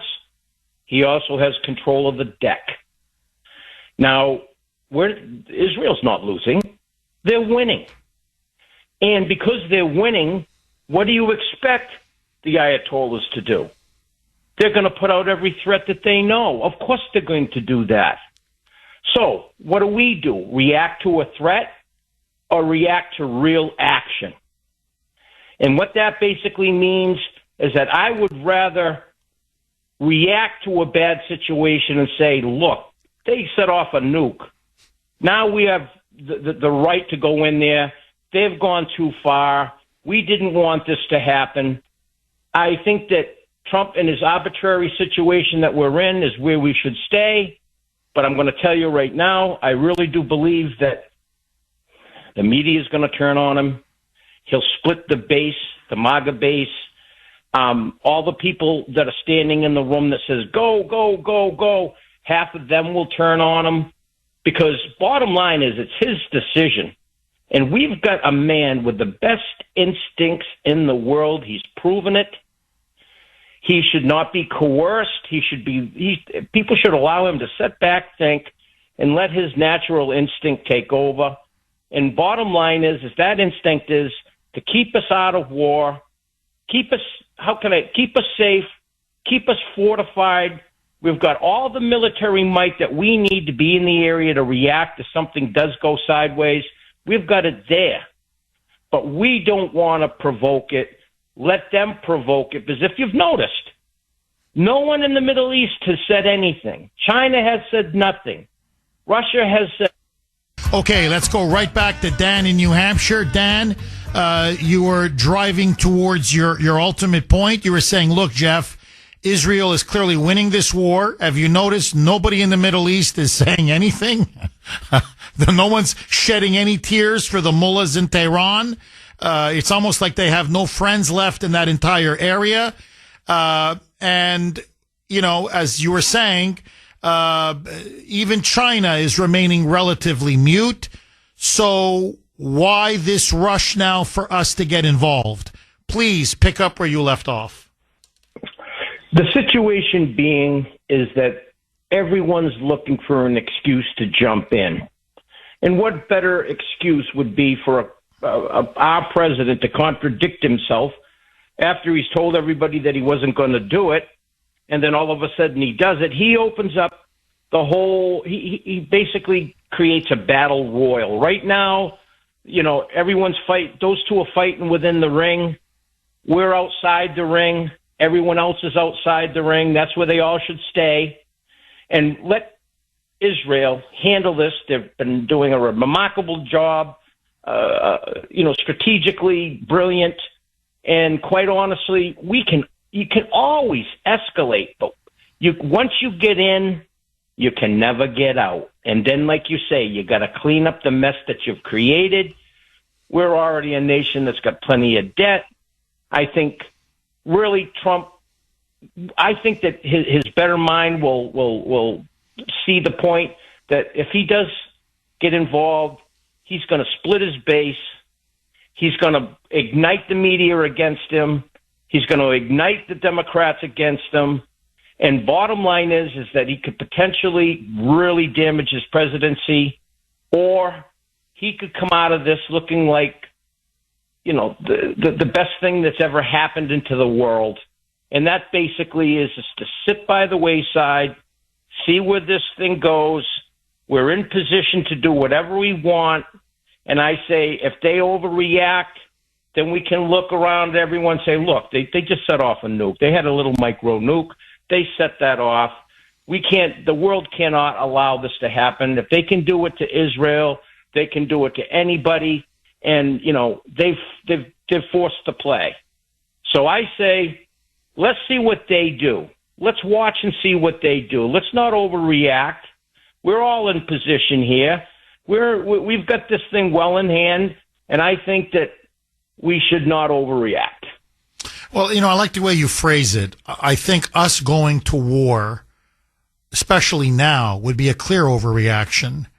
And the part that I'm having a hard time wrapping my mind around, Dan, is I would get it if Israel was losing, or I would get it if there was such, say, Iranian blowback where they've unleashed Hezbollah and Hamas and, say, Bashar Assad was still in power in Syria. And so the Syrians now, and in other words, that Israel is fighting a war on 3 or 4 fronts. And, I know citizens are dying with these missile barrages that Iran is, sending their way, attacking them. But for the most part, the Iron Dome is holding. Most of these missiles and drones are being destroyed in the air. We are helping Israel destroy these Iranian ballistic missiles in the air. Some are getting through. So according to what the Israelis are saying, they say about 25 civilians have been killed. Buildings have been damaged in Tel Aviv and Haifa.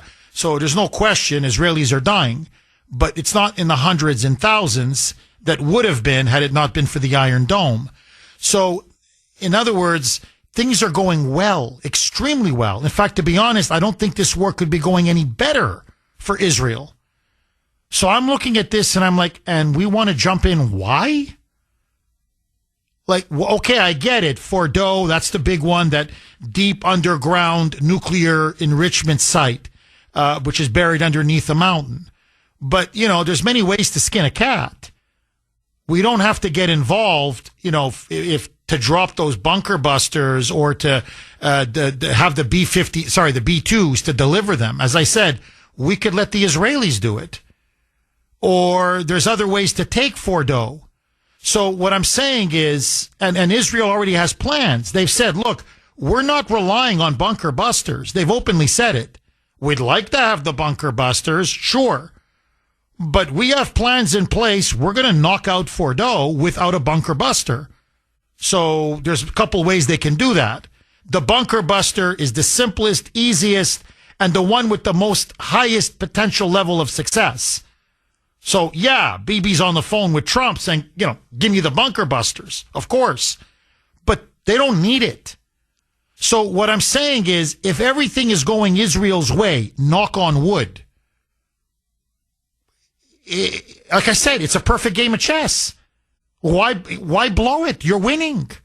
So I'm with you, Dan. I'm with you all the way. But again, that's just me.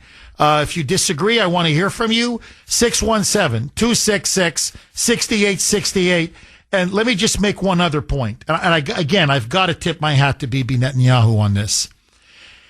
He has outmaneuvered Iran. It took him a couple of years, but he's completely outmaneuvered the Iranians. Look what he's done. He has destroyed their proxy Hezbollah in Lebanon. He's taken out Nasrallah, their leader. He's pretty much neutralized Hezbollah. There's nothing from them. They're powerless. They're impotent. They've been smashed. He has really smashed Hamas in Gaza. So now Israel doesn't have an immediate two-front war from the south and the north had they launched this attack on Iran, say, several years ago. Bashar Assad has fallen in Syria. So all of Iran's main proxies and allies are now defeated or marginalized. That has left the Iranians standing alone. And then if you remember last October, there was this exchange. Remember, they were firing missiles at each other for a while, and then Iran launched some of these ballistic missiles, and it actually hit a few civilian areas. Well, Israel launched massive strikes, and what they did was they degraded. They took out much of Iran's air defenses at the time. So now, when they've launched their big air campaign, they have no Hamas, no Hezbollah, no Bashar Assad. The mullahs' air defenses were practically depleted and dismantled anyway. Now Israel has completely destroyed all of their air defenses. And that's why Trump said, we have total control of the skies. Now, when you have total, complete control of airspace, now Israel can bomb Iran at will. Any target they want, any government building, any state media building, any nuclear facility, any military installation, they can, if they want, they can take out Iran's oil and gas production. I mean, in other words, they can cripple the mullahs now. Think of it in terms of a boxing match. The fighter now, they've got a fighter on the ropes. His hands are down. One eye is closed. His nose is smashed. You could go now for the knockout blow. Now, this knockout blow war is not a fight. It's not a boxing match. It takes more time than just, one or two punches. But another 7, 10, 14 days, and this thing could be over for the mullahs. 617-266-6868. Alex in Florida. Thanks for holding, Alex, and welcome. Hey, Jeff, good morning, and thank you for taking my call. My pleasure, Alex. I don't know if you're going to care for what I say right now, my opinion. Weren't you reporting that the COVID virus was created in a lab and released intentionally on us? Were you reporting that? Well, it was definitely created in a lab in Wuhan, and it was released from the lab in Wuhan. The debate now whether it was deliberate or it came out of the lab in Wuhan accidentally, and Xi Jinping made a decision. Am I going to have my domestic population be the only ones that suffer this, or am I going to allow people infected, like businessmen and others, to travel to places like the United States and unleash it on the world? But yeah, no, there's no question. I don't think there's much of a debate anymore that the COVID virus came from the lab in Wuhan and it was released into the world by Xi Jinping. This is all on the hands of China. But yeah, please keep going, Alex. Okay. It's not just on the hands of China. It's on the hands of Fauci and our deep state. I heard Trump and RFK Jr. both say that needed to be prosecuted. Yes, that's true. Yeah, Fauci did fund it, which was illegal, and our deep state was involved, which is illegal, and they're also complicit. They have blood on their hands. No question. Absolutely no question. But Alex, I don't see what this has to do with whether we should go and bomb Iran. I mean, I agree with you, but I don't see where that, what that has to do with whether we should topple the mullahs in Tehran. 617-266-6868 is the number. Okay. Joining me now, in fact, we're just about to get her on the phone, and she always comes on at this time, Dr. Grace, putting liberals in their place, Grace Vuoto. She's got very, very strong feelings about this whole issue. Grace, how are you? Jeff, I am very well, and first and foremost, I want to commend you on your incredible coverage. Your knowledge and your wisdom speaks volumes this morning. Well, thank you. As you know, the neoconservatives now are waging a vicious online campaign against me, saying that I'm a Jew hater and an anti-Semite.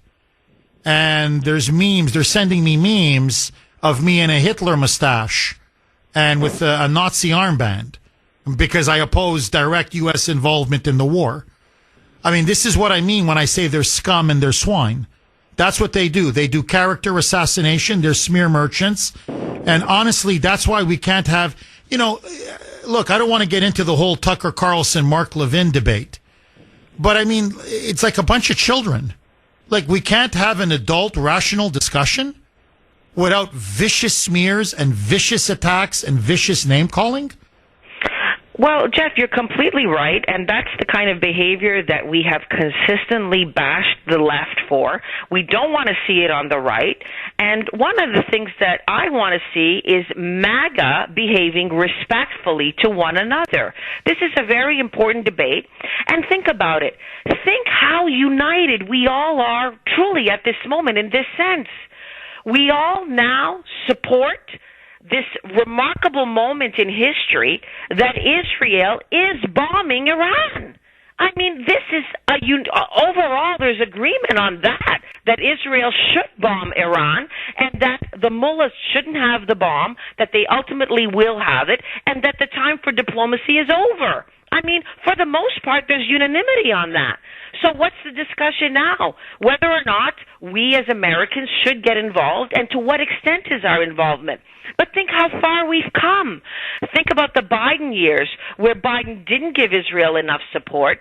And now, because Trump is there, Israel has the support that it needs to conduct what has been a miraculous campaign so far.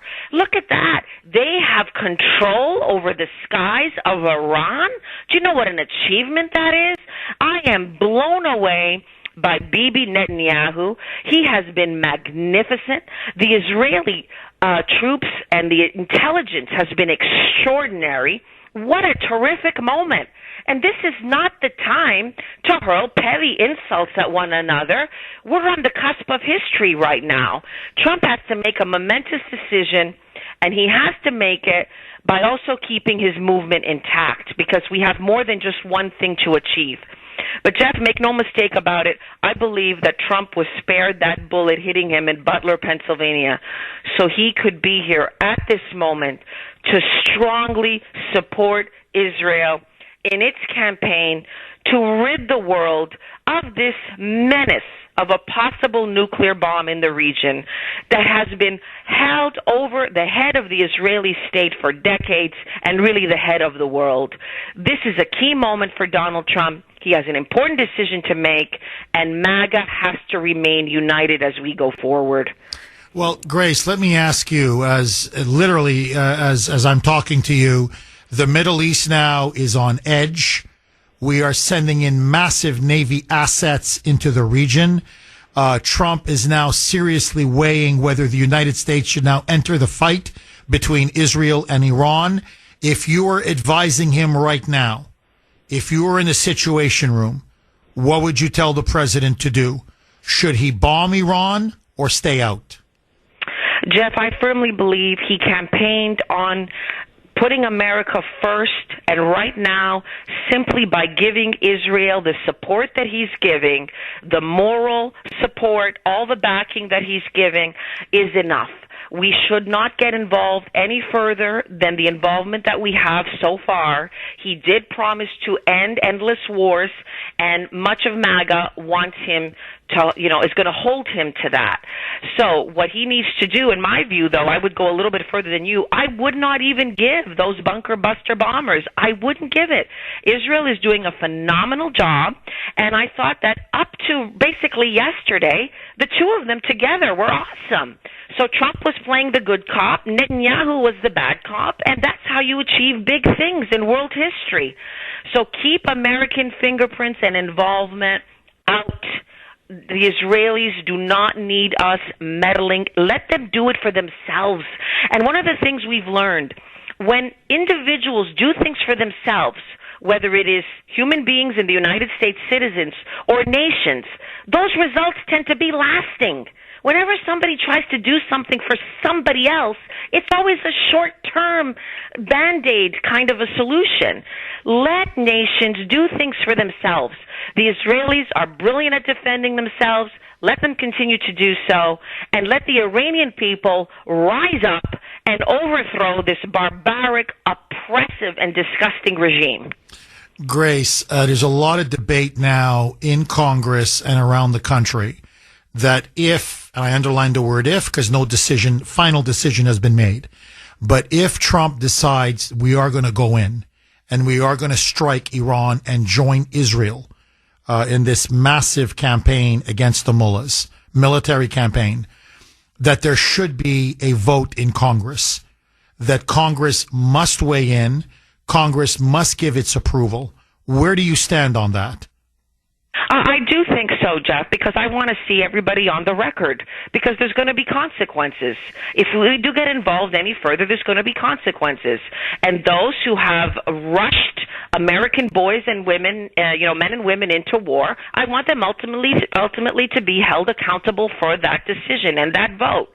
So I do think that we should do that, and that's what we used to do. Let's hold our presidents accountable, and let's hold every single member of Congress accountable when we make such a huge decision. Now, I'm just curious, Grace, when you look now at the situation, and the tensions are very, very, very high, my fear, and the fear of many in the audience, is that the deep state in particular could now use this as a false flag. In other words, if they want to drag Trump into this war in Iran, they could set up an assassination attempt on Trump. This is openly, people are worried about this. Trump supporters are. And this way, enrage MAGA and dragoon the country into this war against Iran. The globalists know this. The deep state knows this, that if we get involved in a full-fledged war, this will shatter and break Trump's presidency. Do we have to look out for a potential false flag assassination attempt on the president to lure us now into a war against Iran?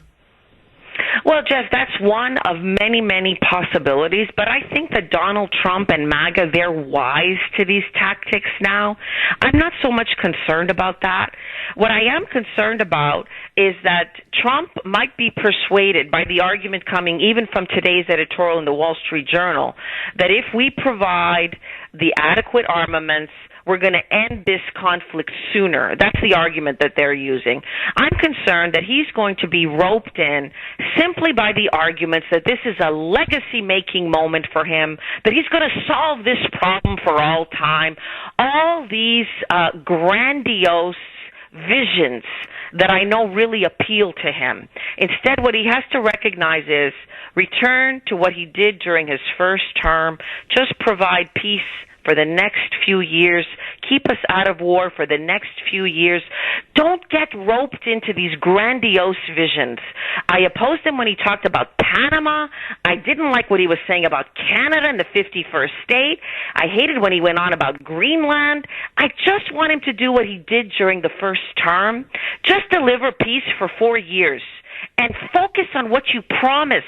This is what we voted for you to do. We voted for you to keep your head cool when there is a war frenzy. It's easy to say no wars when there's no war frenzy. This is the moment that I want to see that spine of steel from Donald Trump, and I want him to keep his promise, keep his head straight, give us peace for 4 years.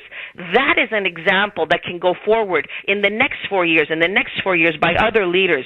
But don't get swayed by grandiose visions of permanent solution solving. This is what I'm seeing creeping in the Trump administration. He wants permanent solutions. That is like an ideology that is very destructive. All you can ever achieve is small, practical wins. and do that every single day, and after 4 years, you've changed the country. But when you go for the big, grand wins, you really court disaster because you're sailing next to hubris, You're sailing with hubris instead of with humility. And we need our leaders to remain humble and wise in every decision that they make. Grace, we've got literally 1 minute left, so I need you to be very concise and very tight. What's your prediction? Trump's going to make a decision next 24, 48 hours. Will he take us to war or will he keep us out? I'm just concerned. The last series of posts on Truth Social, I really dislike them. I dislike that he's using the word we. I dislike that he's saying unconditional surrender. I dislike the tone. I dislike the direction that he's going in. I wish he would just return to the day before. I think that's the path that he should take, and I hope that he listens to me and you and many other people who are telling him to stick to his own initial instincts and his promises. And I'm just hoping for that. I'm seeing a dangerous trend in these posts, though. Dr. Grace putting liberals in their place, Grace Voto. And full disclosure, my wonderful wife, yes, I did marry up, my better half. Grace, we will talk to you as always, same time, same place next week. Grace, as always, outstanding stuff. 617-266-6868 is the number. Okay, I touched on it with Grace, but I just want to read one text before I go to the blazing phone lines. And I think this is something that is a very real possibility that we need to be at least on high alert for, at least be aware of it. You can text us 70470, 70470.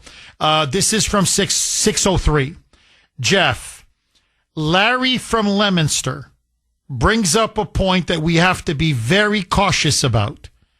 And that's the scenario of the deep state using this conflict to launch a false flag assassination on President Trump to then be blamed on Iran. That scenario would be a win-win situation for the deep state and their globalist handlers. Whether it would ultimately work or not, the deep state's aim would be to get Trump out of the way while simultaneously galvanizing MAGA to launch a full-scale war against Iran using American might. Trump has to be very much on guard not to be walked into a trap where he inadvertently sets up his own demise. Now, that is a very chilling but very provocative text. In other words, he's got to be very careful, because if the deep state wants to take out Trump, and you know they've tried, there's no question in my view, 2 assassination attempts now and counting, they would love to pin this on Iran. And they would get everything. They would get Trump out of the way, and they would pretty much force the entire country into an all-out war against Iran, which is exactly what they want. They want this country embroiled in a major war in the Middle East. Agree, disagree, 617-266-6868. Tojo in Dorchester. Thanks for holding, Tojo, and welcome. Good morning, Jeff. Thank you for taking my call. My pleasure, I've been trying to Tojo. call for who knows how long. Go ahead. The floor is yours. Okay. Yes, I think we need to. You know, I joined back in 79 when Reagan finally won that election. 444 days. How many thousands of soldiers been killed in Maine because of all the weapons that Iran has given everybody? I think we have the best air supremacy in the world. We have the best bombs in the world. Let's just wipe them all out, leave the civilians alone. They're going to turn around and take that country back. They've tried how many times? Obama failed, Biden failed. We have to go in there and finally settle this. Tojo, so you're saying if Trump decides to bomb Iran or attack Iran, you support it 100%, correct? 100%, but no boots on the ground. Let Israel do that. Oh, I got you. So in other words, just air and missiles, correct? Like air strikes and missile strikes, correct? Exactly. We have the weapons to do that. We don't need to have more soldiers killed and maimed from these people. Enough is enough. We've been dealing with this for 45 years. I gave 6 years of my life in the military because I thought I was going over there. It has to stop. Well, Tojo, first of all, in case I forget, I want to thank you for your service. You know how much I love you guys. And I just want to ask you this, because you're right about the mullahs. They took our people hostage.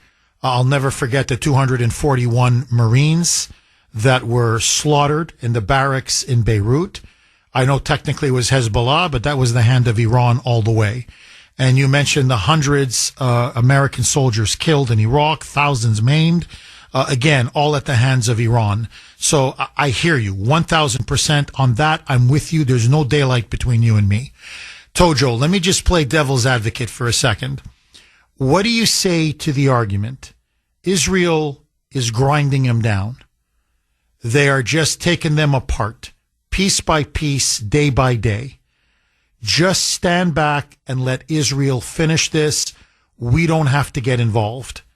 If we get in, well, we just lost Tojo. What happened there, Mike? I want to get Tojo's rebuttal or his comeback to this. But anyway, I'd love to hear from him. In other words, what's the upside? I understand we've got very good missiles. We've got, the bunker busters. We've got some of the best fighter jets in the world. But honestly, Israel's military technology is phenomenal. They don't have as much as we do, obviously. But, their warplanes are first rate. Their missiles are some of the best in the world. So what I'm saying is, if you just do a quick cost-benefit analysis, what's the upside for us getting involved? There's a potential big downside, but there's to me, Israel's doing such a good job. How much more do we add? Maybe, yes, a quicker victory, a more decisive victory. But I still think Israel's on its way to winning this war. So why have us jump in? I would love to hear Tojo's response to that.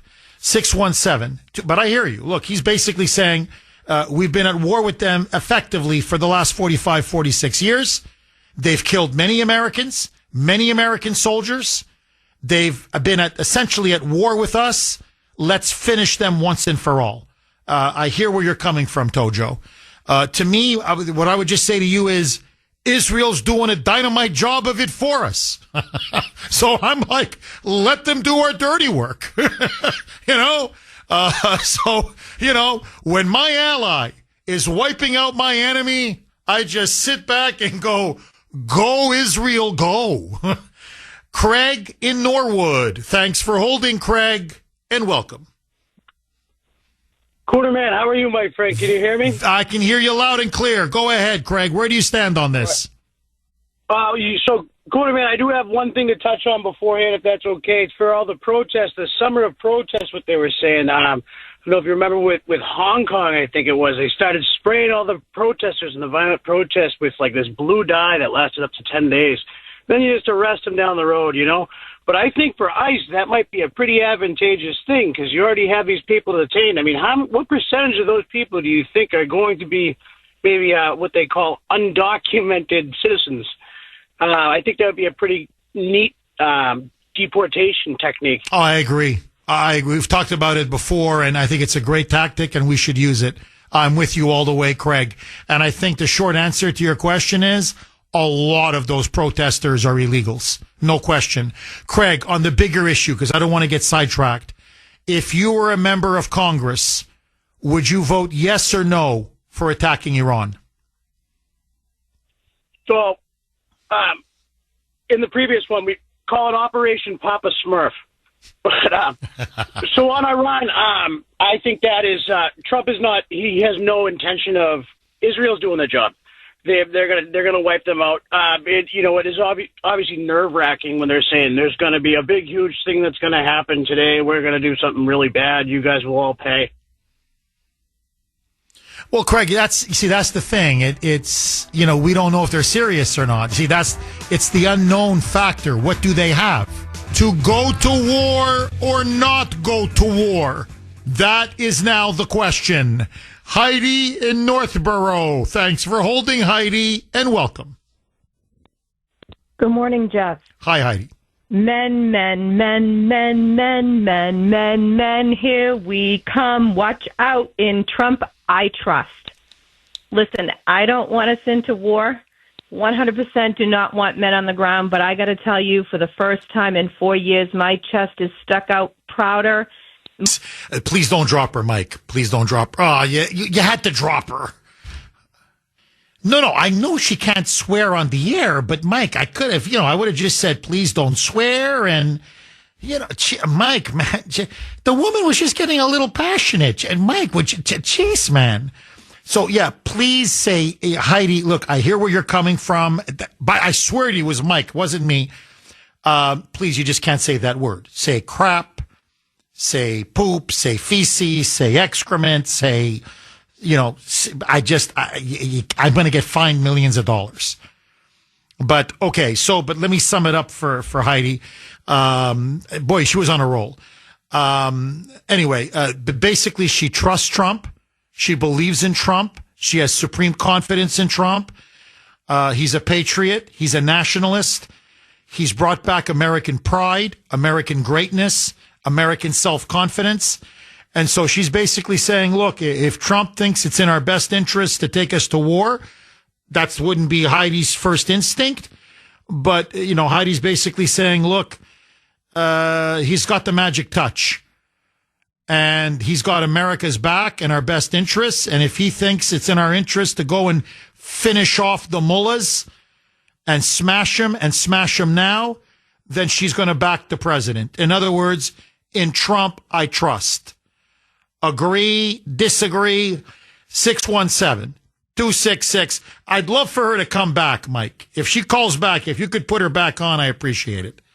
617-266-6868. Brooks in the great state of North Carolina.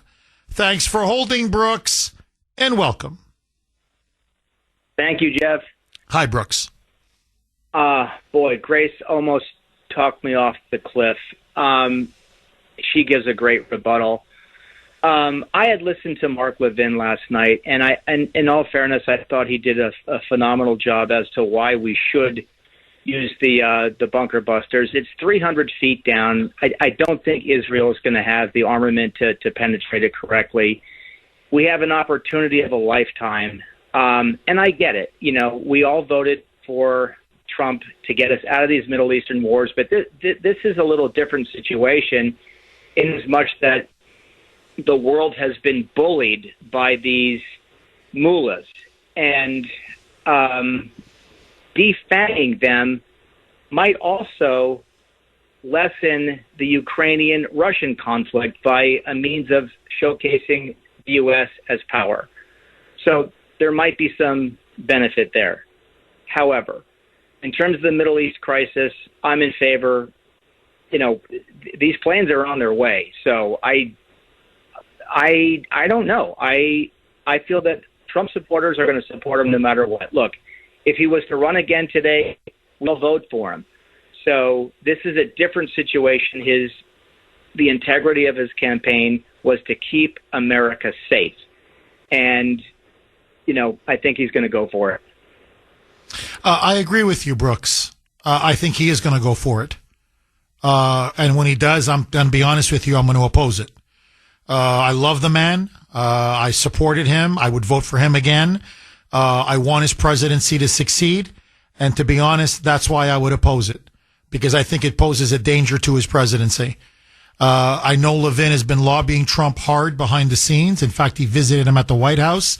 He's got his other guy there with him, his lackey, Sean Hannity, doing the exact same thing.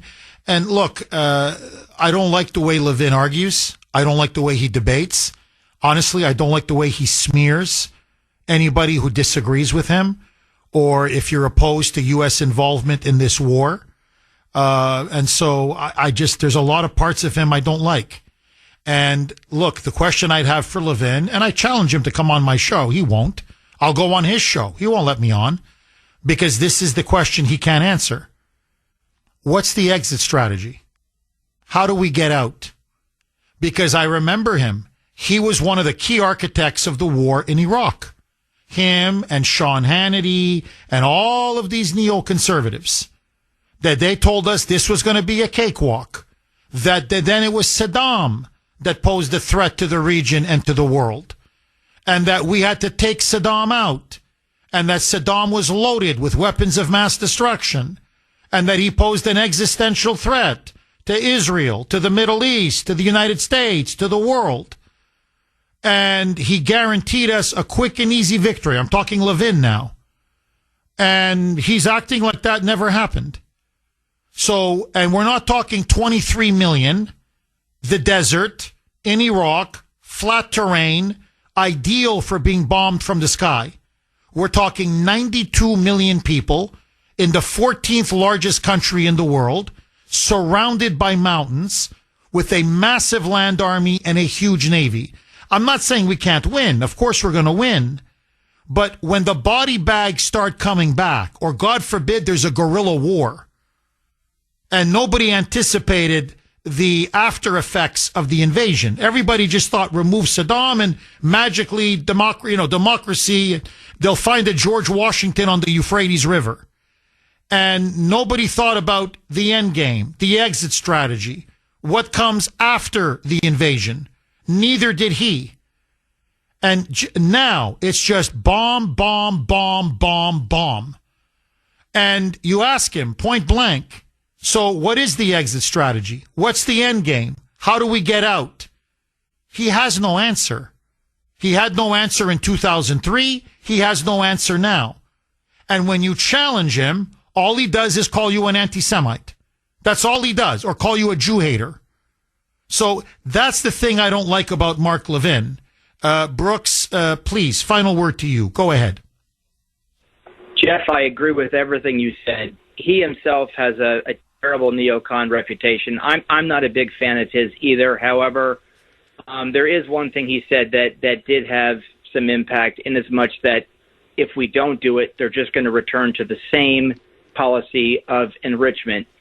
So, we'll see. We'll see how this pans out. I think Grace gave such a wonderful rebuttal bow to this, and I praise her and you both. It's a phenomenal show today. Thanks for getting me on. We'll see how this, I'd like cooler heads to prevail and Trump to come out the victor, but they have a reputation of not stopping and threatening us. That's the part of the No, you're right. No, look, that's an excellent point. Brooks, there's no question. That is an excellent, excellent point.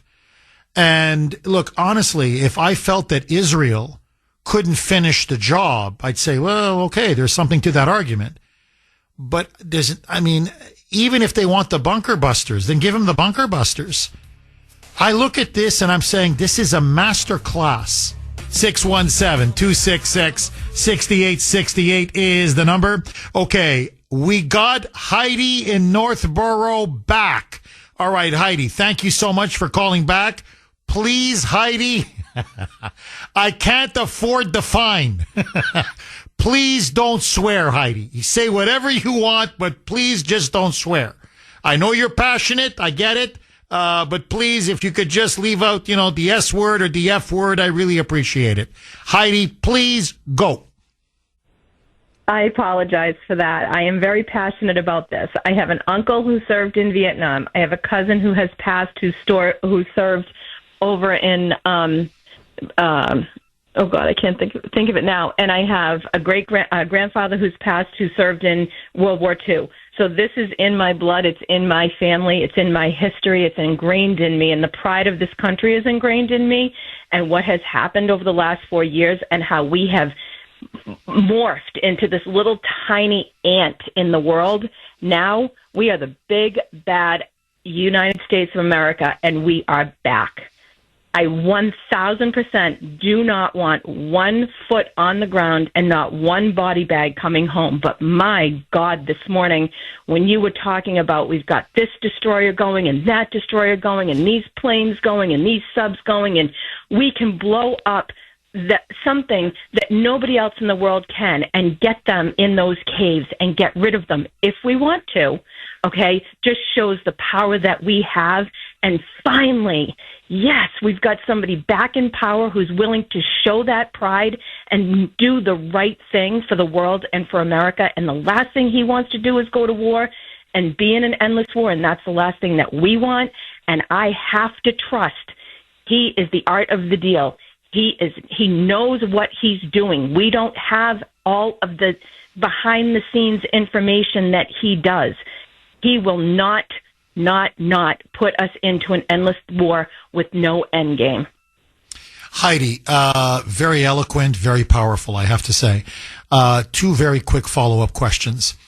Number one, it's been said by some in the White House, that all of this is Trump. He's not really going to take us to war.